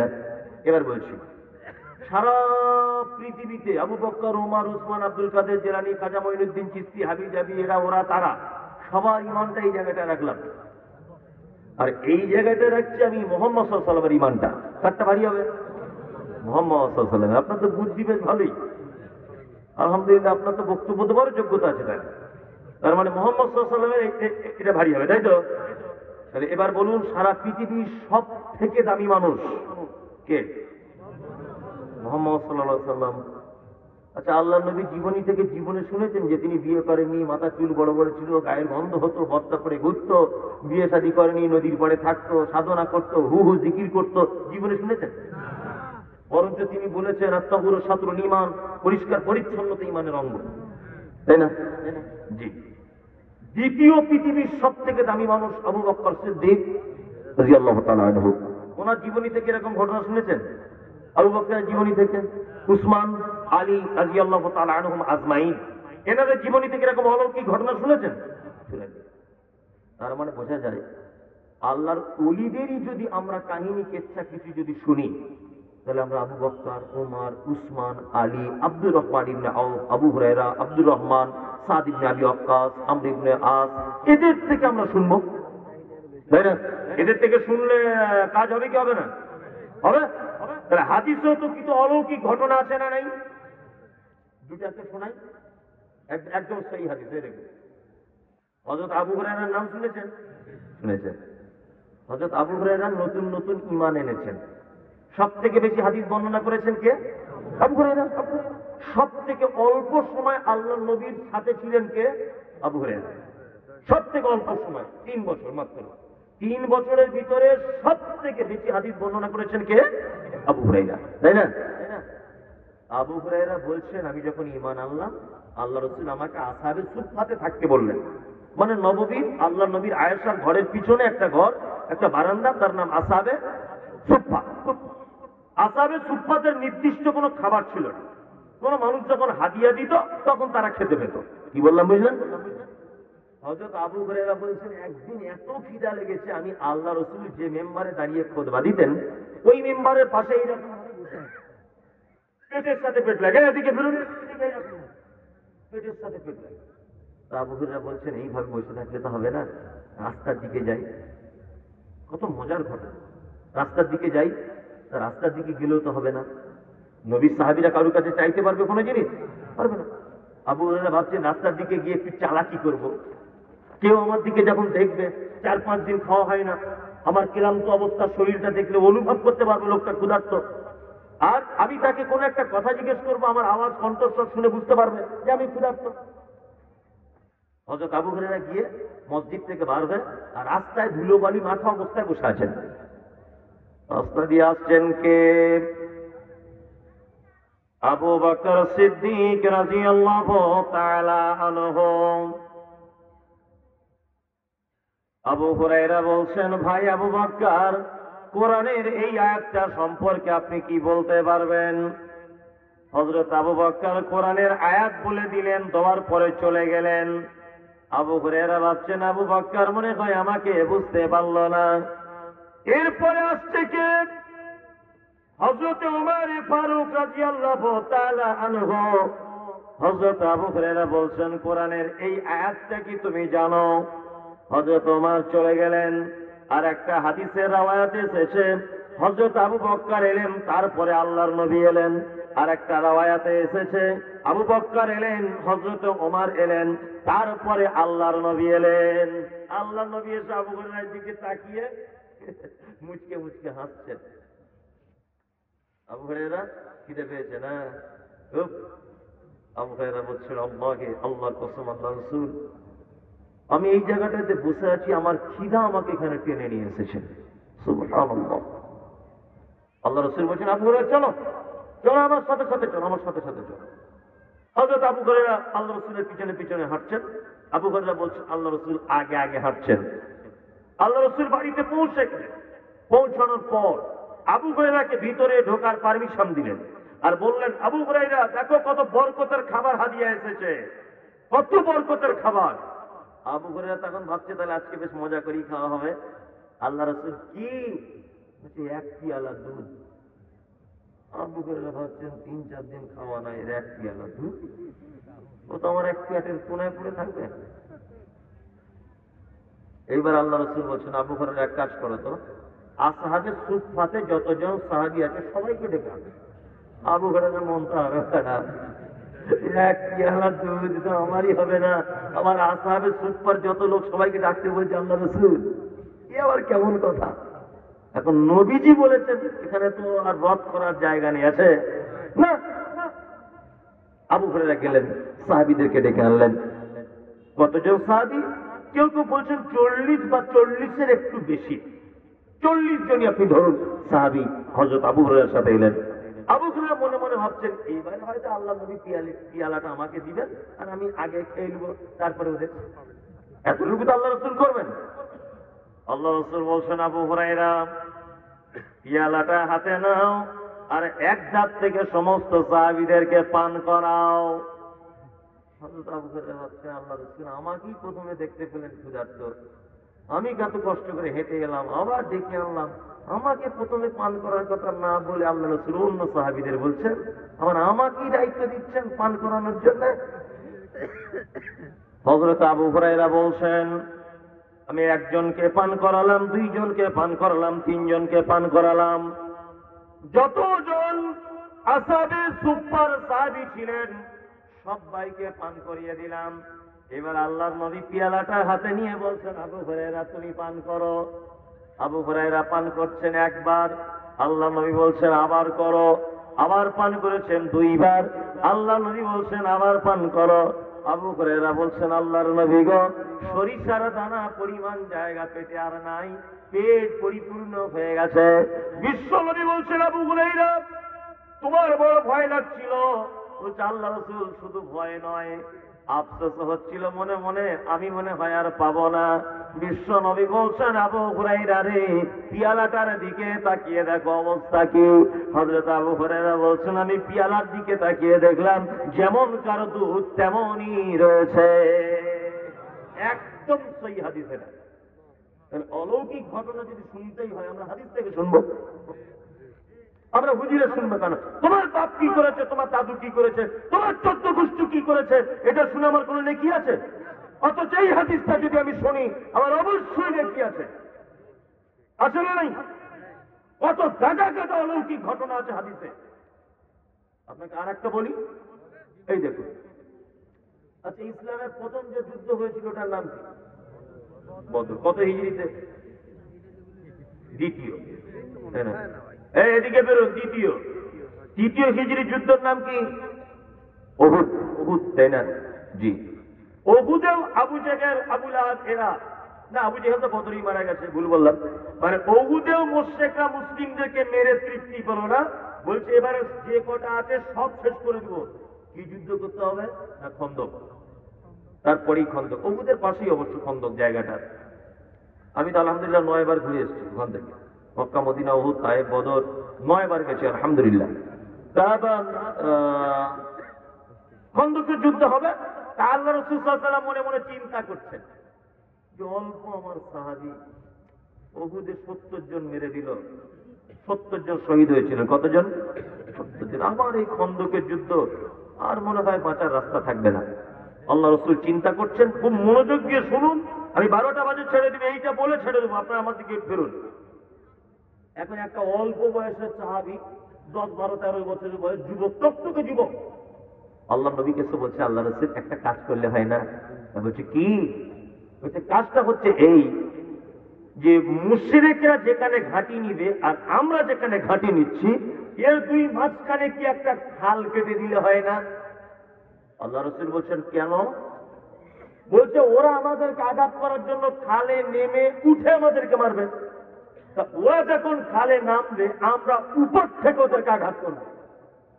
আমি একা যদি 2 তলার উপরে থাকি আর 5 জন যদি নিচে থাকে আর যদি মারপিট চলে, বলুন তো জিতবে কে? হ্যাঁ, উপরের লোকটা, তাই না? জিতবে। এইবার আপনার আল্লাহ রাসূল তখন বললেন, তাহলে এক কাজ করো, তোমার বুদ্ধিটাই কাজে লাগানো যাক। সাহাবীটির নাম সালমান। ফার্সি। সালমান ফার্সি। আপনার বেটা পোতাপুতি হলে নাম রাখবেন সালমান ফার্সি। বিখ্যাত সাহাবী, অল্প বয়সের যুবক, তরুণ। আল্লাহ রাসূল এবার বললেন তাহলে খাল তো কাটতে হবে। এক কাজ করো, বাড়ি থেকে সবাই কোদাল কুড়ুল নিয়ে চলো। খাল কাটতে টাইম লাগবে প্রায় 2 থেকে 3 মাস। আল্লাহ রাসূল দুটি কথা বললেন। এক, খাল যতদিন না পর্যন্ত কাটা কমপ্লিট না হবে একজন বাড়ি আসতে পাবে না। 2, নতুন যারা বিবাহ করেছো তারা শুধু বাড়ি আসতে পাবে 2-4 দিন পর পর। শর্ত কটি? 2টি। সাহাবীরা না খাওয়া অবস্থায়, কেউ খেয়েছেন অল্প অল্প খাবার, পাথরের জমিন গাঁইতি দিয়ে, কোদাল দিয়ে, কুড়াল দিয়ে পাথর ভাঙা কাজ চালু করেছেন। পরীক্ষা খনন চলছে, খাল খোঁড়া চলছে। একটা পাথর এসে বড় পাথর জমে গেল। সাহাবীদের ভিতরে একজনও সাহাবী ক্ষমতা দিয়ে ভাঙতে পারছেন না। এই সময়তে সাহাবীদের ভিতরে সবাই মিলে যুক্তি করে বলছেন, আমাদের সঙ্গে তো আল্লাহর নবীও রয়েছেন, তা আমরা যদি ভাঙতে না পারি আল্লাহর নবীকে গিয়ে একবার বলি না, যদি তিনি ভেঙে দিতে পারেন। হযরতে জাবের বলছেন, আমি আল্লাহ রাসূলকে গিয়ে বললাম, আল্লাহ রাসূল এই ঘটনা, এই ঘটনা। আল্লাহ রাসূল এলেন, গাইতি কোদাল কুড়ুল কিছু হাতে নিলেন, মারলেন পাথরের উপরে। হযরতে জাবের বলছেন, ধুলার মতো করে পাথরটা একেবারে উড়ে ধূলিসাৎ হয়ে গেল। সুবহানাল্লাহ। একদম সেই হাদিস থেকে আপনাকে বলছি, কোনো কেচ্ছা কাহিনী নয়। হযরতে জাবের বলছেন, আমার কাছে আশ্চর্যের বিষয় হচ্ছে এটা যে আল্লাহ রাসূল যখন পাথরে আঘাত করার আগে হাত তুলেছিলেন, আমি নিজে চোখে দেখেছি আল্লাহ রাসূলের পেটে পাথর রাখা ছিল। হযরতে জাবের আল্লাহ রাসূলের পেটের পাথরটা দেখে হাউ হাউ করে কাঁদছেন। আল্লাহ রাসূলকে পরে গিয়ে বলছেন, আল্লাহ রাসূল একটা কথা আপনার কাছে জানতে পারি? আল্লাহ রাসূল বলছেন, বলো জাবের। বলছে, আল্লাহ রাসূল এরকম দৃশ্য তো কোনোদিন দেখিনি, আপনার পেটে পাথর কেন? আল্লাহ রাসূল বলছেন, জাবের তোমাদেরও যেমন ক্ষুধা লাগে তার ডবল বেশি ক্ষুধা আমারও লাগে। 2-3 দিন যাবৎ কিছুই খাওয়া নেই, পাথর ভাঙার কাজ, কঠিন কাজ। পাথরটা পেটে রেখে দিয়েছে এই কারণে যে যাতে পেটটা একটু ভারী ভারী অনুভব হয়, এই কারণে। হযরতে জাবের আল্লাহ রাসূলকে গিয়ে বলছেন, আল্লাহ রাসূল আপনি কি আমাকে বাড়ি যাবার অনুমতি দেবেন? আমি বাড়ি যাব, আপনি আমাকে অনুমতি দিন, আমি বাড়ি যাবো, এখনই বাড়ি যাবো আমি। আল্লাহ রাসূল বলছেন, জাবের চলে যাও। হযরতে জাবের বাড়ি গেলেন। বাড়িতে গিয়ে স্ত্রীকে ডেকে বলছেন, আতাআসাবান বিহা, আমি আশ্চর্য বোধ করছি, আমি যে দৃশ্য আজকে দেখেছি খন্দকের মাঠে, এইরকম দৃশ্য আমি আজ জীবনে কোনোদিন দেখিনি। আমার পায়ের তলা থেকে মাটি সরে যাচ্ছে। বিবি, কি দৃশ্য? আল্লাহর নবীকে আমি আমার চামড়ার চোখে দেখে এসেছি, পেটে পাথর রাখা আছে। জাবের বলছেন, বাড়িতে কিছু আছে? স্ত্রী তখন বলছেন, একটা বকরির বাচ্চা আছে, অল্প কিছু সামান্য আটা আছে। হযরতে জাবের বলছে, তাড়াতাড়ি বকরিটাকে ধরো। হযরতে জাবের বকরি ধরে জবাই করে দিলেন। স্ত্রীকে বললেন, তাড়াতাড়ি গোশত রান্না করো আর রুটি পাকাও, আমি আল্লাহর নবীকে গিয়ে দাওয়াত করে আসি। হযরতে জাবেরের স্ত্রী তখন বলছেন, আপনি আল্লাহর নবীকে দাওয়াত করবেন, সঙ্গে আর 2-4 জন সাহাবীকেও ডেকে নেবেন, 2-4 জনকে। হযরতে জাবের খন্দকে গেলেন। যাওয়ার পর আল্লাহ রাসূলকে বলছেন, আল্লাহ রাসূল অল্প কিছু খানার জোগাড় আছে, আপনি আর সঙ্গে 2-4 জন সাহাবীকে নিয়ে আমার বাড়িতে চলুন, আমার স্ত্রী রান্না পাকাচ্ছে। আল্লাহ রাসূল এই কথা শুনে খন্দক সমস্ত সাহাবীদের দিকে আঙুল বাড়িয়ে দিয়ে বলছেন, হে খন্দকবাসীরা, কাজকর্ম বন্ধ করো, চলো জাবেরের বাড়িতে দাওয়াত। খন্দকে ছিল কতজন? 3000 সাহাবী। কত? 3000। গোশত কতটা? এই যে একটা বকরি, ছোট বকরির বাচ্চা, 4 কেজি 5 কেজি হবে। রুটি কতটা? 2টি বাচ্চা ছেলের মতো 500 গ্রামের রুটি হবে হয়তো, জবের আটা 1 কেজি হবে।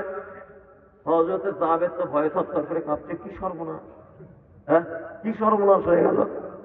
হযরতে জাবের এলেন, বাড়িতে বিবিকে ডেকে বললেন, বিবি রে, আল্লাহর নবীকে দাওয়াত করেছি আর নবীজির সঙ্গে 2-4 জন সাহাবীকে দাওয়াত করেছি, কিন্তু নবীজি যেন সমস্ত খন্দকবাসীকে দাওয়াত করে দিয়েছে। আমার টেনশন হচ্ছে অল্প খাবার কি করে খাবো আর কি করে সবার হবে। ওই জন্য তখন জাবেরের স্ত্রী, এত বুদ্ধিমতী নারী, জাবেদের স্ত্রী বলছেন, প্রাণ প্রিয় শোনো, আপনি দাওয়াত দিয়েছেন কাকে? বলছে আল্লাহর নবীকে আর 2-4 জন সাহাবীকে। স্ত্রী তখন বলছে, টেনশনের কিছু নাই, আপনি যাদেরকে দাওয়াত দিয়েছেন আপনি তাদের টেনশন করেন, আর নবীজি যাদেরকে দাওয়াত দিয়েছেন নবীজি তাদের টেনশন করবে। কি বুদ্ধি দেখেছেন তো? ওই জন্য বলি, বিয়ে করতে গেলে হুঁশ মোটা মেয়েকে বিয়ে করবেন। কি বললাম বুঝলেন? আমরা সাদা, বুদ্ধি জ্ঞান কিছু নাই, কোরআন মাজিদ জানে না, জ্ঞান বুদ্ধি কম, ওকে বিয়ে করে কোনো লাভ নেই। সারা জীবন কামতে হবে, জ্বলতে হবে দাউ দাউ করে আগুনে। কি বললাম বুঝলেন? ওই জন্য কাজী নজরুল একটা কথা বলেছে, দেখিতে পলাশ ফুল অতি মনোহর, গন্ধ পিনে সবে তারে করে অনাদর। যে ফুলের সৌরভ নেই কিসের সে ফুল, কদাচ তাহার মনে মজে না বুলবুল। পলাশ ফুল দেখতে ভালো লাগে না মাঠে ঘাটে? বাজারে বিক্রি হয়? হয় না। গোলাপ ফুল বিক্রি হয় 2000-4000 টাকা পর্যন্ত বিক্রি হয়। এমন একটা দিন আছে, কি দিন বলো ওটা, যাই হোক ওটা আমি জানি, বলবো না। ওটা আপনার মুখ থেকে আপনি বলবেন, আমি বলবো। তা যাই হোক, গোলাপ ফুল বিক্রি হয়, কারণ ওর স্বাদও আছে, দেখতেও ভালো, তাই না? কিন্তু আমাদের কাছে কি, আমাদের কাছে গুণের দরকার নেই, সাদা চামড়া মানেই ওই সুন্দর, তাই না? এই বলুন তো দেখি, আপেলের দাম বেশি না মূলোর দাম বেশি? আপেলের। কিন্তু উচিত ছিল বেশি হওয়া কার? মূলত সাদা। সিলভার কাপ মাছ বুঝেন, সাদা না কালো? 100 টাকা কেজি। তাও কুটু মেলে কেউ নেয় না, নিজে খাওয়ার জন্য নেয়, তাই না? তাই না? গরিব মানুষরা নেয়, তাই না? আর দেশি মাগুরের দাম কত? 700-800। দেখতে কি সাদা না কালো? ডাক্তার বলেছে ওর ফোটায় ফোটায় রক্ত, তাই না? তার মানে কালো বলেই যে খারাপ এটা নয়, যার গুণ বেশি তার দাম বেশি, এটা 100%, তাই না? তাই না? তাহলে তো জাবের স্ত্রী এই পরামর্শ দিলেন। আল্লাহর নবী এবার জাবেরকে একটা কথা বলছেন, জাবের শোনো, তোমাকে একটা কথা বলি, তোমার বাড়িতে আমি পৌঁছানোর আগে পর্যন্ত তোমার স্ত্রীকে বলে দিবে চুলা থেকে যেন হাঁড়িটা না নামায়, রুটি করে যেখানে রাখবে তাওয়াটা যেন না নামায়, আমি যাব তারপর। জাবের এসে স্ত্রীকে বললেন, এই হাঁড়িটা নামানো যাবে না, তাওয়া এখানে থাক, আল্লাহ রাসূল আসছেন সাহাবীদেরকে নিয়ে। জাবের তো লজ্জায় মানে ভয়ে কাঁপছেন যে এতগুলো সাহাবী কি হবে। আল্লাহ রাসূল এলেন, জাবের আছো? লাব্বাইক। আল্লাহ রাসূল আমি প্রস্তুত। দরজা খুললেন, খোলার পরে আল্লাহ রাসূল বলছেন, জাবের তোমার স্ত্রীকে বলো আমাকে ঢোকার পারমিশন দিতে। জাবের স্ত্রী পর্দার সঙ্গে চলে গেলেন, আল্লাহ রাসূল প্রবেশ করলেন। আল্লাহ রাসূল প্রবেশ করার পরে জাবেরকে বলছেন, জাবের তুমি এক কাজ করো, 10 জন করে সাহাবী ভিতরে ঢোকাও। কতজন করে? 10 জন করে। হযরত জাবের বলছেন, এইরকম 10 জন করে ঢোকাতে ঢোকাতে 3000 সাহাবী পেট পরিপূর্ণ। আল্লাহর নবী বললেন, জাবের আর কি কোনো খাবার আছে?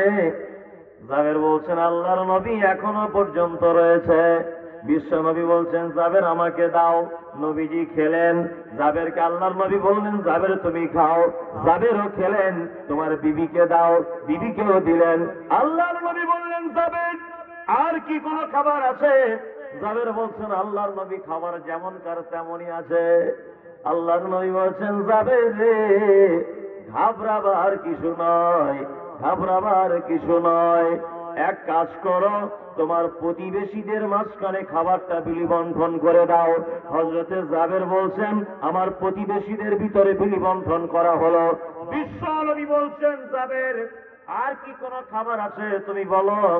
জাবের বলছেন, আল্লাহর নবী খাবার তো শেষ হয় না।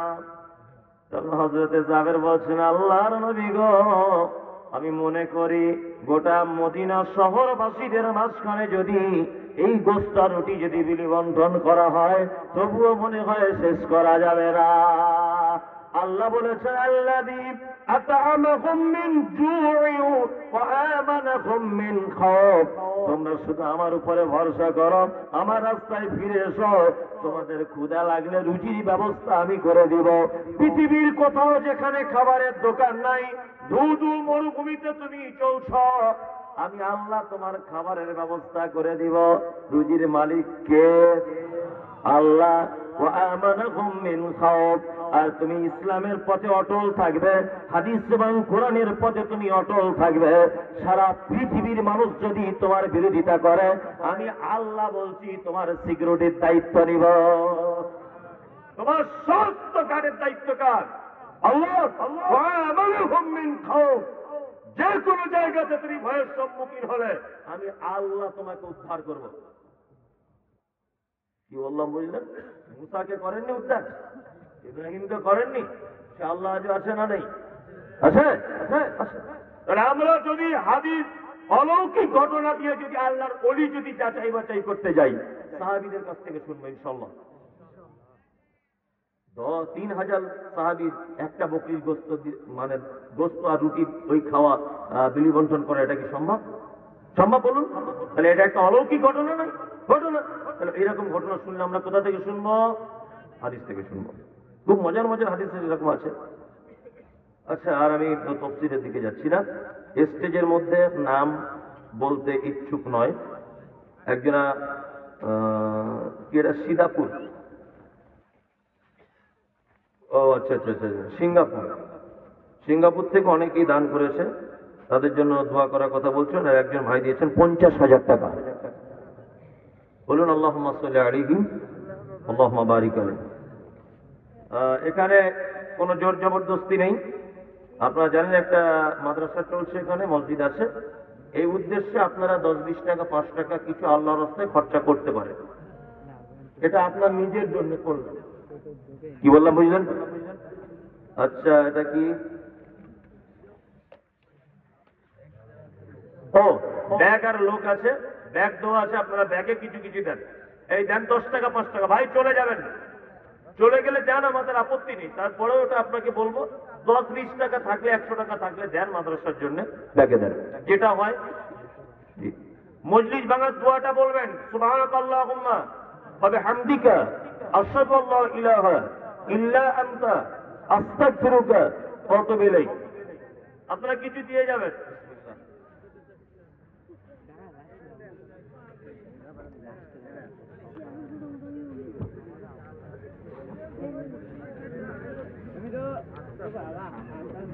ও একজন দিনী ভাই 20,000 টাকা দিবেন। উনি নাম বলতে ইচ্ছুক নয়। আল্লাহুম্মা সাল্লি আলাইহি আল্লাহুম্মা বারিক আলাইহি। আল্লাহ তুমি তার মালে বারাকা দান করো। যে আশা নিয়েতে দান করেছো আল্লাহ তুমি আশা নিয়েতকে পুরা করো, আমিন।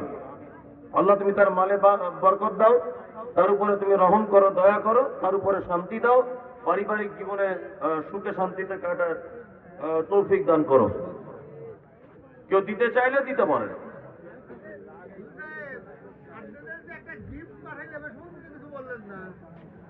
ওসব বলে ফালতে না, ওসব ব্যাপারে না বলে। আমি 1000 টাকা দেবো। আমার নাম আবু সাইদ। ও আবু সাইদ ভাই 1000 টাকা দিবে।